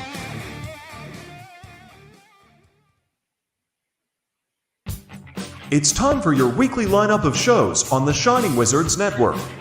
On Mondays, it's the latest from Gorilla Brain, featuring the year of Duke and Rowe, covering a year's worth of classic wrestling, and the Tots Pod, introducing the world to wrestling action figure collecting. Also on Mondays, it's 30 Screams or Less, a weekly review of horror movies in 30 minutes or less. Rounding out Mondays, it's the Shining Wizards, covering everything in the world of pro wrestling. On Wednesdays, it's the Mark Order Podcast, keeping you up to date on everything AEW. On Fridays, it's Horns Up, as Radioactive Metal brings you everything in the world of heavy metal music. And on Saturdays, it's the ROH Revelry, covering everything in the history of Ring of Honor. The Shining Wizards Network is also the home to other great shows, like Bread Club, bringing you the latest from New Japan Pro Wrestling. The Brocast, your watch-along from Down Under, featuring the greatest wrestling matches in history. Turnbuckle throwbacks, paying homage to the greatest shows in the history of pro wrestling. Wrestling Night in Canada, a focus on wrestling with a north-of-the-border spin. Going Underground, taking you back to everything in the history of Lucha Underground. An inconclusive breakdown, keeping you up to date on everything happening in the world. Enjoy all of the amazing shows on the Shining Wizards Network, available wherever you listen to podcasts and at shiningwizardsnetwork.com. It's the Shining Wizards Network. Entertainment here. Entertainment here. No Curve Crafter. No, I figured we'd take a short one because we went a little long with the Crowbar and getting some info and that stuff. So, what'd you think of his comments about Malik? Gotta stop naming people. Novak, Malik, whatever. I like how he said we went with like Jimmy too. Look, right? I think there's a fine line between working and shooting, and if you can find a way to walk that where you would, I mean, he got us. It was uncomfortable. 100. I'm with you, 100%. But everything Crowbar just said, like last time he was there, he got a warm reception because of the passing of his father. Like It makes sense. Look, sometimes it's okay to be on the other side of the guardrail, and something like that happens and you think it's a shoot, right? And then, you put it out there into the universe and you talk with people and everybody kind of reacts to it. And this thing's got a ton of fucking views and opinions from all over the world. And, look, if you're an independent wrestling show in New Jersey and you're garnering this much attention, I mean, that's a plus. Yeah, they probably got a couple more people going to their next show at least. Yeah, At but least they could have more eyes on it. the hatred though, like somebody was like, "Yeah, you wonder why your entire family is signed to WWE and you're not." I was like, "Oh my god!" Yeah, but that's again, it's easy for somebody to say that behind the fucking computer and just type it up. Like, bro, we were there. But that's somebody who bit on the work. You know what I'm saying? Like that. The old school version of that would have been somebody trying to stab this motherfucker, trying to leave an arena, Right, but that's like, look, that I think that old school, like somebody trying to stab you, like that means you elicited a response, an emotion as somebody on Twitter, man. Someone could just be a fucking dick or just like, let's fucking, I bet you there's a ton of people who read through all the fucking comments and then they picked a side. Right? They didn't have an opinion themselves. They just picked a side. Do I want to shit on Alpha Jr. because this looks like he beat the shit out of this kid and he's not as successful as the rest of his family? Or do I want to say this generation of new wrestlers are soft? I didn't see anything wrong. He stamped his feet when he was kicking them. You people are stupid. Like, right? There's no in between. Yeah. Fascinating stuff, though. That was great, and I'm glad we talked to Crowbar about it. He kind of puts everything into that perspective, and that's probably something that none of us would have thought about, really. Well, and we weren't at that last Outlaw show, so we didn't know. Yeah, but it was nice to kind of get that full picture. Yeah, and and I think that's something everybody forgot, right? I think the Undertaker did an interview today on a podcast, and he said something along the lines, and I'm paraphrasing, I could look it up, but like the wrestlers today don't have any pride in the wrestling business. They don't try and keep anything secret. It's just like, yeah, this is what we do. And he was like, they're all athletic. They're much more athletic than we ever were. They have great matches, but nobody has any pride in like kind of keeping some secrets. Everybody is just kind of like, yep, it's all work. Bro. Don't do it. Don't do it. I don't know where he comes from. I don't know how he comes here. I think it's a white van he comes from. He's so on point though. Like every time he gets involved, it's like something has to do with what we're talking about. No, it has nothing to do with what we're talking about. You were talking about keeping secrets. He said he was going to keep secrets too. Not those kind of secrets. I didn't realize we were quantifying secrets now. It's all kayfabe, brother. Jesus Christ. What am I saying? I don't know. It's like you're speaking for him. No, it's not that, but it was timely. It was on, it was poignant, Poignant. Yes. You like that word? Not particularly. Tell you what I did like, though. I did enjoy, you know what, too? I've been fucking I've been sucking shit at the banners all night. I put on all these banners because Handsome Kevin's drinking fucking fruity drinks with umbrellas in them, and he's fucking, Well, he should be. He fucking went 8-4. Dude, he could be the fucking worst his ever. punishment for next year is he has to actually watch wrestling. I don't know what he's doing. He has like no fucking concept of what goes on in any of these promotions. His picks were terrible. Yeah. Terrible. I'm annoyed that fucking KJG went 12-0. That fucking really sticks in my craw. You dropped the ball on Ospreay, buddy. Yeah, whatever. Who gives a fuck? Rondon was the only one who took Danielson to win.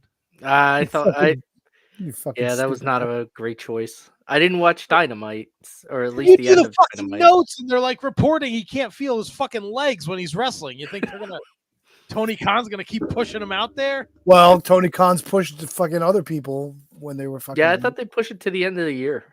Yeah. No, they did right. Yeah. But AEW had a WrestleDream this past Saturday night. I did watch Title Tuesday. I heard one title match. It was fucking awful. It wasn't good. I'm sorry. The weekly look, the WrestleDream, the pay-per-view Saturday night, and I think me and Brundo are in the same boat here, was awesome. Absolutely. Loved it. The weekly TV Dynamite was a dog shit Tuesday. And it's not just like, oh, you don't want AEW to be successful. Like, look at the ratings. Barely over 300,000 people watched it. It was called Title fucking Tuesday. And to Tony's point, one title defense. You had a month to build up a contender to Mariah May, and you decided we're just going to have a fucking four-way the Tuesday before the pay-per-view. It was not good. Mercedes Moné, Emi Sakura, nobody's buying a ticket to that. There's no fucking person who's buying a ticket to see that who wouldn't go to an AEW show, right?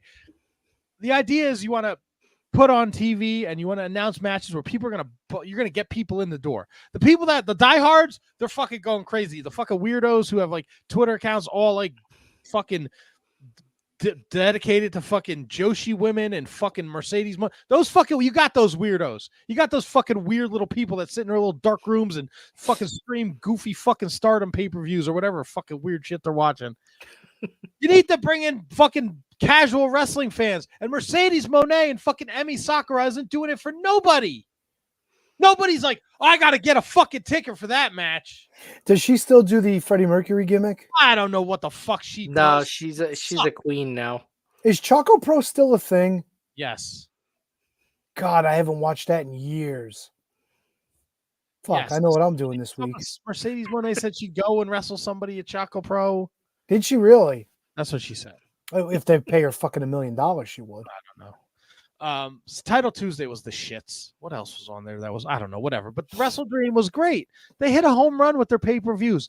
They need structure and they need to fix the weekly television show. They're never going to. They will. This pay-per-view felt like a nice reset. Really? I thought so. You had a couple. Yeah. You had MJF returned. You had Adam Cole return. Daniel Bryan's out. And that whole storyline they did at the end of the show was phenomenal. Yeah, they're like building like the next crop of people. Just seeing like who actually came and ran away the BCC and who they were showing, where it was Darby, it was Daniel Garcia, it was Orange Cassidy. Like, okay, this is going to be the next like top tier crop, not like middle of the card. Private party Yes. was involved, and I think they should have won the fucking. Yeah.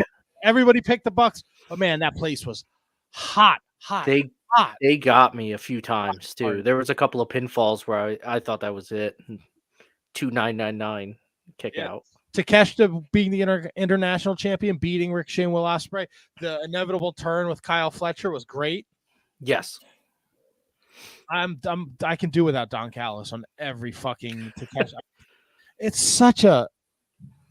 Again, I think I complained about this a couple weeks ago. When you do it every week, it's not special to me. It's just annoying. Yeah. Just do it with him and nobody else, and you're good. Darby and Brody King, they murdered each other. Is crazy now. Yeah. They've wrestled like before, even in AEW, haven't they? Yes. A couple of times, yeah. But the thing was, Darby never pinned Brody King. Like, he beat him in the coffin match, but he's never actually pinned his shoulders to the So this is what the fight was over? You've never pinned me? Like 5 years later? Well, he threw out the open challenge. Brody said, hey, fuck you. Hey, pin me, you fucking douche. Yeah. But it was a murder, that's for sure. I know I never want to take a chop from Brody King. No. I thought Mariah May and Willow was great. Yes. I thought it was a great match.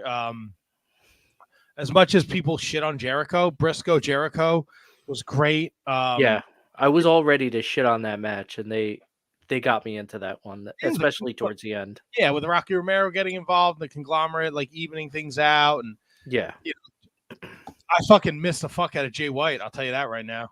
Oh yeah, that opener. That's the other one I think I got wrong. And God, that was so good. That finish where he just caught him in the Blade Runner shot into. Yeah, that was great. Do you find it to be weird booking though that they let Paige lose right away to Jay White after all the shit with This is Jay With White's Swerve? comeback, basically, though, too. Yeah, but why feed Adam Page to him?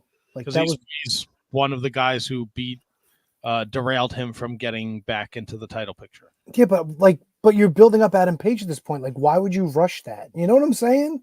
Like, don't you feel like they were trying to build Adam Page as like this fucking reckless guy, and then all of a sudden, oh, sorry, you lost to Jay White? No, because you were building Adam Page to come back and redeem himself from losing at the hands of Swerve, and Swerve costing him his championship. Oh, so now fuck him. No, because we've moved on now. We're on. So, look, there's stories in Wait. Is Jay White a heel? I don't think so. I don't think so either. Yeah, he definitely, if he's supposed to be a heel, they're not. See, Adam Page should have did something nefarious to fucking beat him. That's what I would have done. Why would you put Jay White over and rush that shit? You know what I'm saying? Like, you built up Adam Page against Swerve, and he was like fucking crazy, and he's burning his house down and shit. And then, oh, Jay White's back, you lose. Like, I don't know. Give me some build. Like, why would you not keep Adam Page strong? You know? I think Adam Page is a character that can lose in this situation. A win for Jay White over Adam Page does more for Jay White than a loss for Adam Page. Yeah, but Adam Page could have stabbed him with a fucking needle, and it wasn't a needle match. That was the culmination of the Swerve Page feud. Yeah, I mean, I get it. And now you have a heel world champion. You have to create babyface challengers. Oh God! And look, I hate the idea of it being Jay White because I hated the idea of Jay White against MJF when MJF was a face and he beat him at fucking the World's End or Full Gear or whatever. That match is still going on. But look, a lot of the. I mean, you look at coming out of WrestleDream. Excuse me. And Adam Apron Bump says Page losing feeds into his psychotic character. You have to create baby faces to challenge Moxley now. Brian's gone. Darby Moxley is probably something you see at World's End, maybe. There has to be. Right? We have to get some kind of filler for Full Gear. Can I ask you a question? Sure. Did Moxley, do we know what the fucking plan is? Like, now he's the world champion. Huzzah. Like, what's the plan? He's gonna talk on Dynamite Wednesday. So oh, fucking great. I can't wait. Him and what movie is he gonna quote from on Wednesday? Is it gonna be Dirty Harry? Is he gonna call everybody a punk? Him and Danielson was awesome. It was a fucking awesome great match. He beat him and he tried to murder him again anyway. The crowd was into it, right? The whole match, the crowd was into it. They told a great story. The finish was great because it gives him an out, right? The Danielson losing means he's done as a full-time wrestler. Yeah. You're stepping on something again. There we go. Oh, sorry, my bad. You're good. Him losing means he's done with a full-time. He's done as a full-time wrestler. But they worked it so he has an out because he never quit. The referee called for the bell. Right? Oh God, Moxley, who can't beat somebody in a real fight with a submission hold, is fucking making everybody fucking pass out now. No, but look. If you want the realism of a fight, right? In MMA, they don't raise the fucking hand 3 times. You get put in a chokehold. The referee uses their discretion and calls for the bell. Yeah. Moxley put Danielson in a chokehold. He worked over his fucking neck and head the whole match. They worked it well. He gave him that gotch pile driver right there at the end before that. The Death Rider outside on the concrete when he caught him when he was trying to dive through the ropes. Yeah. Then they put Claudio and company come out of the crowd. They put the title in a black bag. So I don't know what that means. And then they're going to beat up Danielson a little more. And then Darby and Wheeler Yuta come down to save the day. Darby has his back turned. He turns around. Wheeler hits him with the Busaiku knee. Wheeler. Wait. Hits him with what? The Busaiku knee. What is a Busaiku? Is that like a scary psycho? I didn't fucking name the thing, man. Busaiku. No, that's a heel psycho. Is that like a bukkake knee? Yes, it's a bukkake knee. God damn it. It's the fucking knee that Danielson does. Brendan, write that down. Bukkake knee. Is it going to be better than the Bernie Lomax experience? No, it's not actually. I think that's fantastic. We don't want to call it fucking $40. Oh my god. No, can we call this fucking Puerto Rican? I had weekend at Crowbars. There you go. You know what, Jimmy Santana? So then Wheeler he's turned on Danielson. He's going to be in BCC. He's distraught. He's upset. And then the cherry on top, they give him the plastic bag. And like just hand it to him? Yes, because he knows what he has to do with it. He has to put it over fucking Danielson's head. And he does that, and he brings him to the ground. They fucking duct taped Darby to the ring corner. Why? So he couldn't save fucking Yeah. Danielson. They wanted him to watch as it happened. Like they didn't knock him out or anything. They wanted him to watch as Danielson's life, And dies. what's the connection between Danielson and Darby? It's Darby Moxley. Yeah, but why does he give a shit if he's fucking killing Danielson? What does he care? Maybe the Washington connection. Yeah, they're fucking friends. Everybody's friends in AEW. Why do you need like a fucking Darby Allin's a babyface? Danielson's a babyface. Darby fucking came to the rescue. He's got a story going on with Moxley where he put his match up against Danielson. Moxley beat him. Now Moxley wins the title. Boom. Darby's like the next fucking huge babyface. Until Moxley reveals his plan on Wednesday and says, I threw the belt out, you assholes. Now nobody's champion. How do you like that? Playing basketball in the back. Takeshita gets to be the new champion because he's like the international champion or whatever the fuck belt he has. So, hey, was Okada on the show? No. Was he in the back calling anybody a bitch? No Okada, no Mercedes Moné. No Monet, huh? No Monet. Monet is going to defend her title against Queen Amidala. How does Queen Amidala keep getting title matches? How? I can't answer that, sir. Yeah, me neither. And what's with Abaddon on Facebook posting all these fucking thirst videos of her putting on outfits, but I haven't seen her wrestle in like fucking 6 years. I can't answer these questions. What? Abaddon's on Ring of Honor. And you're talking about Abaddon on Facebook, but has nothing to do with anything. And why is Brian Cage winning fucking titles? Because they put the fucking TV title on Atlantis Jr. so they can continue to job out fucking Kyle Fletcher. Now maybe it'll be good for Ring of Honor. I don't know. To have the Swolverine as the fucking TV channel. See, at least you know his nickname. Of course I do. He's a fucking big idiot. Him and Sammy Guevara fucking couldn't figure out who was going to be Wolverine at the last pay-per-view. Fucking hand job. So they weren't even on the same goddamn team and they dressed like Wolverine. Douches.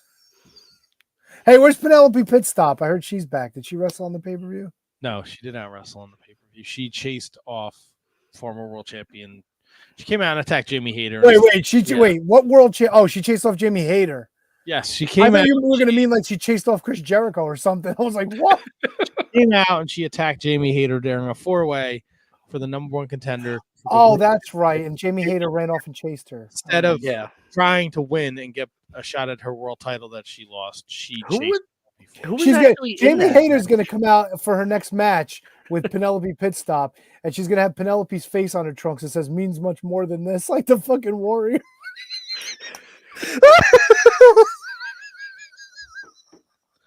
Why? I don't understand why you're not booking AEW at this point, Tony. Yeah, really. Jimmy is out, so you should be in. Means much more than this. And she fucking presses Penelope forward and shoulder tackles her out of the ring and shit. God damn it. Come on, it'd be awesome. You know it So, would Eddie, be. can I just finish? Yeah, go ahead. I'm sorry. So Wheeler's got the bag over Danielson's face, and he's telling him to just stop. He's telling him to suck it. He said he put his bag over his face. Hit porcelain. You're good. Yeah, How do you celebrate the 5-year anniversary of killing someone? You kill someone else. Holy shit. Yeah, well, you get in the goo a lot. I'm sorry, Matt. Go ahead and finish. Double T. Sure? I apologize. Yeah, I can't. I don't know for sure, but yeah, we're gonna keep going. So Anyway, he's choking him out with the bag, and then Sorry, go ahead. the security's trying to get in the ring. Excalibur's crying. Of course he is, fat douche. It was very well done. And then finally, here comes the faces to save the day. My only problem. Oh, here we go. I know this. I know what's coming. Is fucking Jim Ross. My God. Yep. When the faces finally come to save the day, he's like, "Well, where have you guys been?" Jim, in fairness, in fairness, you did say Dobby came out by himself to help, and nobody else came out. Darby and Wheeler came out, and then Wheeler turned on Dobby. Yeah, but nobody else in the back sees what's going on. A few guys came out earlier, like Private Party came out earlier. Before Darby. Somebody else before, no, right after Darby, before everybody else started coming out. Which is fine, but like Jim Ross, Yeah. you've been in the fucking wrestling industry for 40 years. I get it. You don't want to know the finishes, but right? You've probably sat in on a fucking zillion heel beatdowns when there's a locker room full of baby faces and they all come out well after all the damage is done. It's part of the fucking story. Fucking stop with the Jim Ross. Stop. I mean, somebody's being murdered, though. Like, I kind of get the urgency, but I don't get the disdain. Like, it's tough because AEW, they kind of fucking should have had people rush out quickly. I mean, look, if somebody's getting murdered in the ring, I would think someone in the back would be like, yo, they're fucking murdering this guy. Get out there. Yeah, well, you think they would have sent a bunch of people out when the Undertaker locked the fucking Ultimate Warrior in a casket before it happened, but they didn't, did they? No, because they had to lock him in the fucking casket. That's the fucking story. They were afraid of the Undertaker, bro. They're afraid of fucking Moxley, who's off. They're afraid of the fucking plumber. Get the fuck out of here. I get your point. I can't with you. I'm just trying to defend the fucking feeble old man. That's all. There's nothing to defend. I bet you he still gets fucking rock hard boners too. Yeah, because he fucking eats Blue Chew like they're fucking going out of style. I guess Yeah, Missy Hyatt. Where's that Penelope? What the fuck? Overall, though, WrestleDream was great. It was a great fucking pay-per-view. My God, this is like a nightmare. Never mind a dream. I would love it if it means like their weekly TV product needs to get better. They need to stop giving away like pay-per-view quality matches on TV for free. They need to do a better job of telling their stories through TV. Yeah. We don't need to have fucking 4 banger matches every night. We don't need to have these dream matches that end in fucking no contest and disqualifications like you did at the 5th year anniversary show. WCW. The pay-per-views are great. The pay-per-views are phenomenal. Use the TV. And you got all these guys coming back now. You got Daniel Garcia. Yeah, let's take a segment. Stop fucking using TV time to announce that your talent's fucking staying. Nobody fucking wants to see that. Who gives a shit?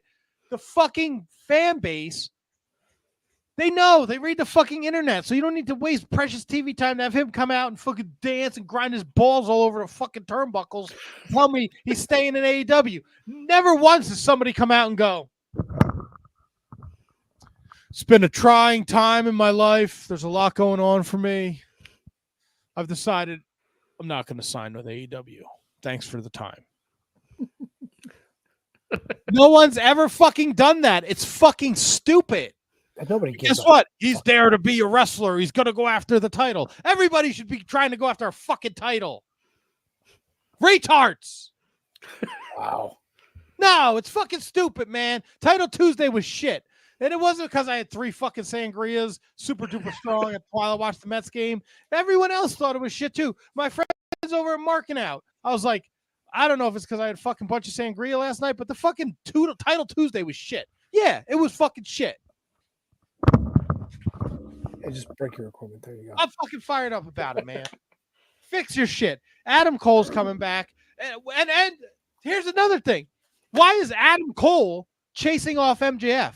Should it be the fucking other way around? Wasn't Adam Cole the fucking devil? Am I crazy? See, I think they could explain this one because they could say like, now that MJF's an asshole again, he's destroying, what's his name, Darby or Daniel Garcia. Adam Cole could come out there and be like, "Hey, I told all you guys this guy's a piece of shit. Why do you think I dropped him?" They were fucking best friends. They were the Ring of Honor Tag Team Champions. It was fucking nauseum for all of 2023. Oh God, it They was. broke his fucking ankle like a jerk off jumping off the ramp at Grand Slam. I was watching and I was like, great, Adam Cole's back. I think that's great, but why is he running off MJF? Shouldn't it be the other way around? Shouldn't MJF beat the dog shit out of him? It was, and then this is the second time he came back. Stupid. I'm waiting. I'll give it a week. Yeah, no, look, I hope Wednesday is a fucking home run. Let's see what Fucknuts is now starting for Wednesday. Yeah, they didn't have anything when I sent it out. Oh, he's going wild this afternoon, brother. Let's see. What do we got here? Line after line. Oh, Shelton Benjamin against Leo Rush. Okay. I enjoyed the Shelton Benjamin MVP sort of thing. Yeah, I'd like that too. I was waiting for Lashley the whole time too. He's coming. Don't worry. Yeah, I was waiting for they put him a little bit off camera, full Nelson's from behind. Tony, Wednesday night, John Moxley's the new AEW World Champion. Nobody is safe. I'm safe because I'm nowhere near that dog shit. Adam Cole returns. What else we got? Mercedes Moné, Queen Amanada. Queen Amanama. Queen Amanada. That's all they've announced so far. That's all they've announced so far. I got one more thing from the pay-per-view. Did you see the end to Harley Cameron, Anna Jay? I didn't watch the pre-show. Oh, yeah, I saw that. You saw that? Yeah. I caught that. Yeah. Yeah, the Harley's being pinned, but one of her shoulders isn't down, so Posey just pushes it down so he could count to 3. Yeah.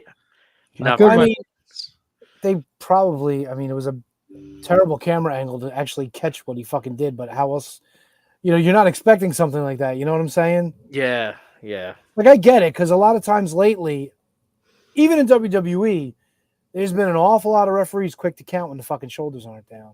Yeah, that's a true. Lot. And that was a good match, too. It just sucks that it ended like that. Like, Anna Jay and Harley Cameron, they got a future there. Anna. Geez, what else happened this week, guys? Anything else? I mean, I don't want to spend the whole time talking about fucking WrestleDream. It's a good show. Go watch it. I'm looking for something real quick that Handsome Kevin had sent me, but I don't know if I'm going to be able to find it. So it's not okay. I don't think I'm going to be able to find it. It's not a big deal. Raw's back, a look real quick. I'll let you know if I do come across. Raw's back to 2 hours. Gunther beat Sami Zayn last week in the main event. Jey Uso beat Xavier Woods. I like that story. I like where something's going to happen with Woods soon, and I'm all in on it. Yeah, right? Yeah, that's a good story. So that's happened. SmackDown, we continue with the new bloodline against the old bloodline. LA Knight has now been the champion for like 70 days, and he has successfully defended the title more than Logan Paul did in that whole 235-day reign that he had. So that's cool.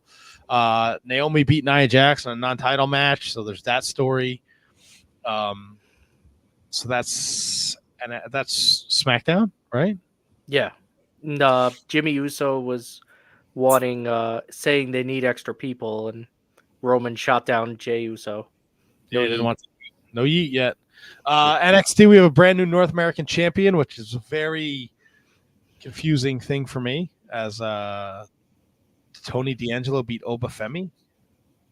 Yeah. I'm curious to see what that means. Is Obi going up? Is he going into the main event picture of NXT? Will he be Trick Williams' next challenger? Randy Orton and Javon Evans had a fun match. Yeah. And the tag titles stayed in Axiom and Nathan Frazier's camp, too, as they beat A Town Down Under, which is kind of like you would expect that tag team to be doing something more on the main roster now. Austin Theory and Grayson Waller. Yeah, they were tag champs for a while. Then they feuded with Kevin Owens for a while, so The Down Under cooling off a Pounders. little bit. Down under pounders. All right, so I found the article. We could probably end with this, and it's just something. Look, when you were talking about AEW earlier, it's kind of like we don't. It's not shitting on AEW to shit on AEW a lot of the times, and you know, there's a big problem with them being able to draw, right?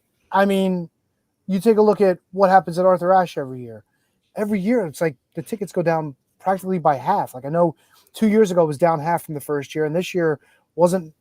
It was low. It wasn't exactly half of last year, but it was significantly lower than it was the year before in terms of tickets that were distributed, right?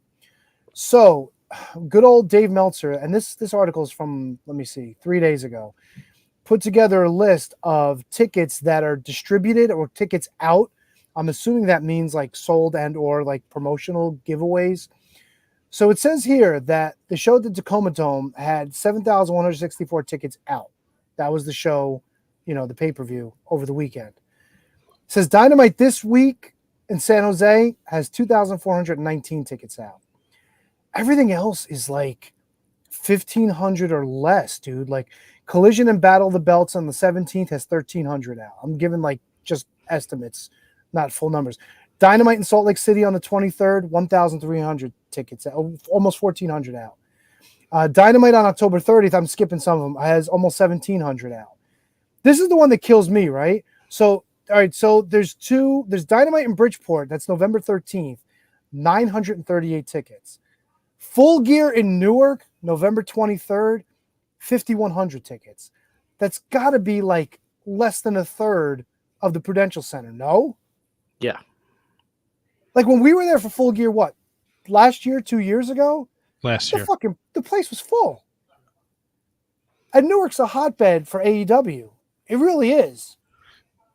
But Yeah, well, look at that card though. Like the build-up was the Young Bucks coming back with Kenny Omega after their suspension, taking on the Lucha Brothers and Pac. MJF was gonna finally become the world champion and beat Jon Moxley. Jamie Hayter got her moment. That was a big card, yeah. Each match with Jungle Boy and the Dinosaur. Yeah. It was a huge card. Like, look, like Battle of the Belts. Like, if you're an AEW fan and like nothing good ever. No titles change hands. They're shitty belts. Nobody wants to go and watch someone defend the fucking ROH women's TV title. Like even Collision in Philadelphia, November 2nd, 1,471 tickets are out.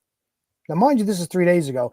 And I'm sure once Full Gear, maybe like once the card comes together, which probably is only going to be like a month out, maybe they're going to sell more tickets.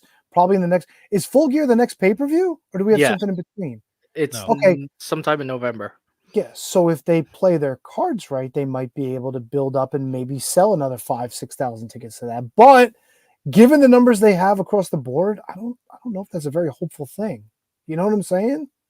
Like, look, I just read down what's on Dynamite coming up this Wednesday night. Like, Adam Cole return, okay. Moxley addressing his win. Yeah, so they're not going to wrestle; they're just going to talk. Well, Adam Cole's going to be. It says return to action. But who's he going to beat? He's going to beat some fucking California job guy. It's going to be fucking Brandon Cutler. Right? Mercedes Moné. Sorry, she's not so. I don't care what anybody says. Nobody's buying a ticket to see her. No. Now, you know who might? Maybe there's like some little girls who their dads watch AEW and they're like, oh, she's cool. I want to go see her. That's your audience. I literally don't mean nobody, Tony. I get it. No, I get it, but I'm talking like that's how meager the audience is. The average 25 to 49-year-old isn't fucking paying money to see Mercedes Moné. Certainly not what they expected, too, from her. She's fucking terrible, dude. She's terrible. She had the machine behind her, and when the machine's not there anymore, she's terrible. Look at Naomi. Naomi's having a fucking renaissance in her career since she's been back. She did great, and TNA did well for her though. Yeah, but she's doing much better. Yes, of course. WWE. She's in a title picture, dude. There's like AEW tells stories, right? People are always like they don't tell stories. They do. They just do a bad job of presenting them on the weekly shows and having it come to a head at the pay-per-view. Like a lot like again, one of my biggest complaints about Tuesday night was like you had a full month to build up a number one contender from where I may, and you were just like, oh, Britt's sick, so we're just gonna throw these 4 women in a match. Like You can't even use that Britt was sick too, because it's still a week before. it's Like, just why like, aren't you booking that match 3 weeks ago? and Willow's great, and it was like, all right, like they were in the finals of the Owen Hart Cup. Okay, what are like, but it's like, I don't know, you had a month to put together a fucking story. Like you could have done it with anyone. Yeah. So you go into TV, like I'm not buying a ticket to this show Wednesday in San Jose for what? And I'll tell you this much. I really enjoy these WWE pay-per-views that are 5 fucking matches. You get the story, they're easy to digest. You get a great match for 20 minutes, 25 minutes or so. You get a little bit of a chance to breathe. Let's catch you up on some things, maybe talk to somebody in the back. You get another great match. Like, I think that's the formula right now. Sitting through a fucking 13-match pay-per-view that includes the pre-show for 6 hours, that's a fucking grind, dude. And I get it. Matt said this show was awesome, and I get that. But it's a fucking 5-hour show, and not all of these stories have to be rushed to be on this pay-per-view. Give me 6 or 7 matches. Give me a match on the pre-show, and then you could take time to space out your other stories at the next pay-per-view. Why not? I remember when we were talking about the previous one, I think it was All In, when me and you were doing that Patreon show, and there's only like 8 or 9 matches. Halfway through the show, we get a text like, oh, by the way, they just added 3 matches to the pre-show. Like, what the fuck? Yeah, and everybody had their picks in, and now there's 3 more matches. It's you could if like Mark Briscoe is like a talent that should be featured on all your weekly shows, and absolutely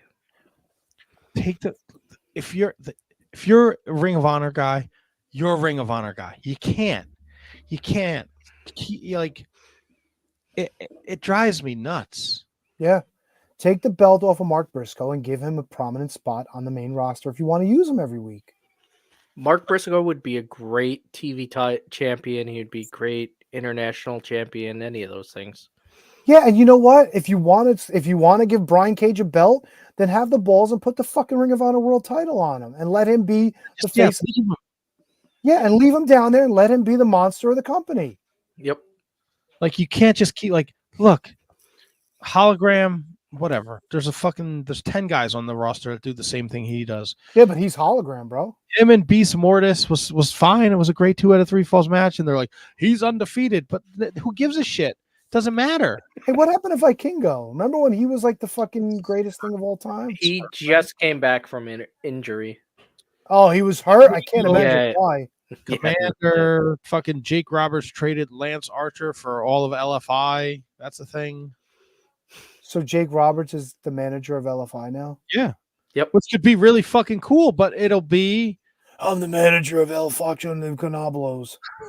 It'll be like, on paper, it's different, right? It could be something fucking cool, but in 3 weeks, they'll all be in fucking Ring of Honor and nobody will give a shit. They'll get beat by fucking Kyle Fletcher, Takeshita, and fucking...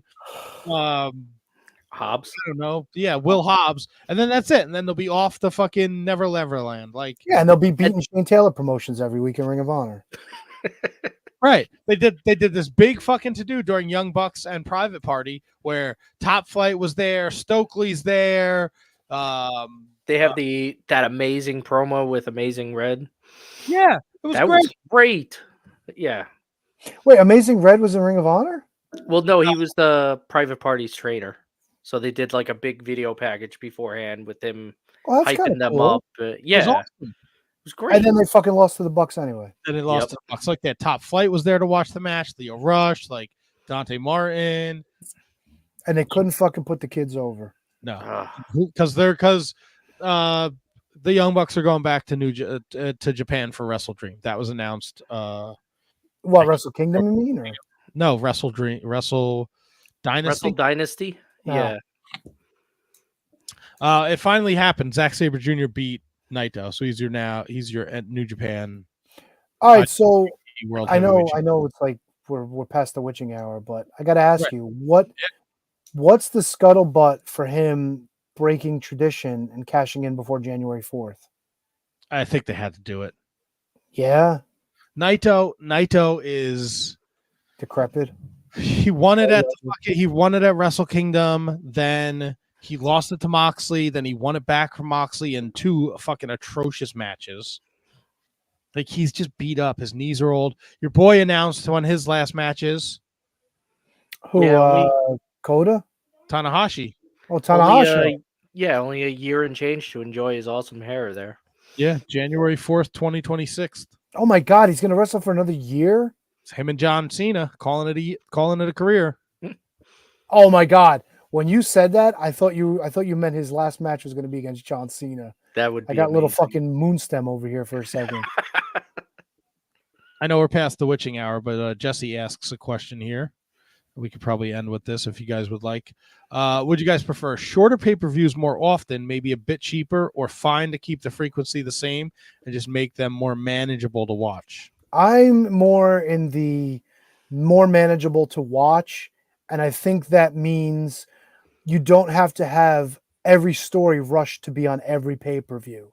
Let some stories simmer for a couple extra weeks, let them go to the next pay-per-view, and kind of split them up, like, kind of like hedge them a little bit, like have, say, like Rhea and Liv have their pay-per-view match in like October, and then November maybe you could focus on like something with Nia and the other women, you know what I mean, kind of balance them out a little bit. And then your major pay-per-views, you could have more matches, let them go an extra hour, or double up the days like they're gonna do with SummerSlam now, like they do with WrestleMania. And that's when you really load them up for full bore, like get the people out. This is the be all end all. This is the starting of new stories, whatever, and then do it that way. But I got no problem with them balancing it out. And if you want to have a pre-show, I understand. Like if you want to stay with the old model, but you don't need to put 2-3 matches on a fucking pre-show. Give us one match. Give us a little bit of a hype thing, Hey, this is what you can expect coming up. This is what's been happening. Hey, just to kind of whet your appetite, we got X, Y, and Z wrestling A, B, and C. It's coming at you now, and it's free. And fucking go with it if you want. It's the old in your house formula. In your houses were probably 6 matches max, 2 hours. They had the pre-show match or whatever I don't even call like it. 5-6 matches for 3 hours. I don't mind that. Yeah, That's a digestible show to me.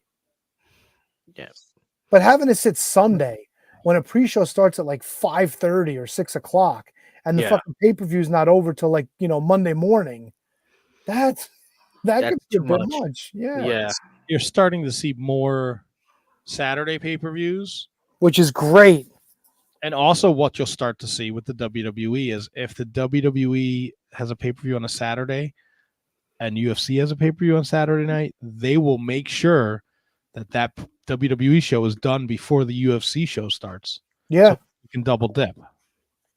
Which is fun it'll by be me. interesting to see what happens when AEW goes on Max, because they're saying that they're going to have the pay-per-view structure like the WWE network. I heard it's going to be at a discounted rate, so I don't know how you buy a pay-per-view on a streaming service, but that's technology. That's probably something they have figured out. There will be a will, there will be a way. Of course, the Willie way. Willie way? Yeah, well, I think so. And I think we had a lot of fun tonight. We did spend a lot of time talking about Outlaw Wrestling, which was a lot of fun. It was fine, man. We had a blast. Yeah, special thanks to Crowbar for joining us. We hope you enjoyed your Indigenous People Day or Columbus Day. Wow, really? Yeah. Yikes, tough crowd. AEW WrestleDream was a great show. It'll be interesting to see what takes place this week on AEW. We have not this weekend, but next weekend, TNA is Bound for Glory. Great. I'll have to kick Kevin's ass next in 2 weeks. Pay-per-view coming up, and the WWE is on the road to Saudi Arabia, the crown jewel. So we'll see how that big green belt for brand supremacy. Mickey Knuckles next week. and Kevin and KJG are back, so that's going to be a whole lot of fun. Going to be a hoot and holler. Hoot nanny. Hey, you want to read the Patreon producers tonight? I guess. You sure? Yeah, put the stupid thing up. Stupid thing. Listen to you. This has been a production of the Shining Wizards Network. For everything Shining Wizards. Wait, do you need me to stop it? No, I thought I didn't think I thought I was gonna have to do all this too. No, you're good. Wizards, visit shiningwizards.com. And don't forget to listen to all the great shows of the Shining Wizards Network.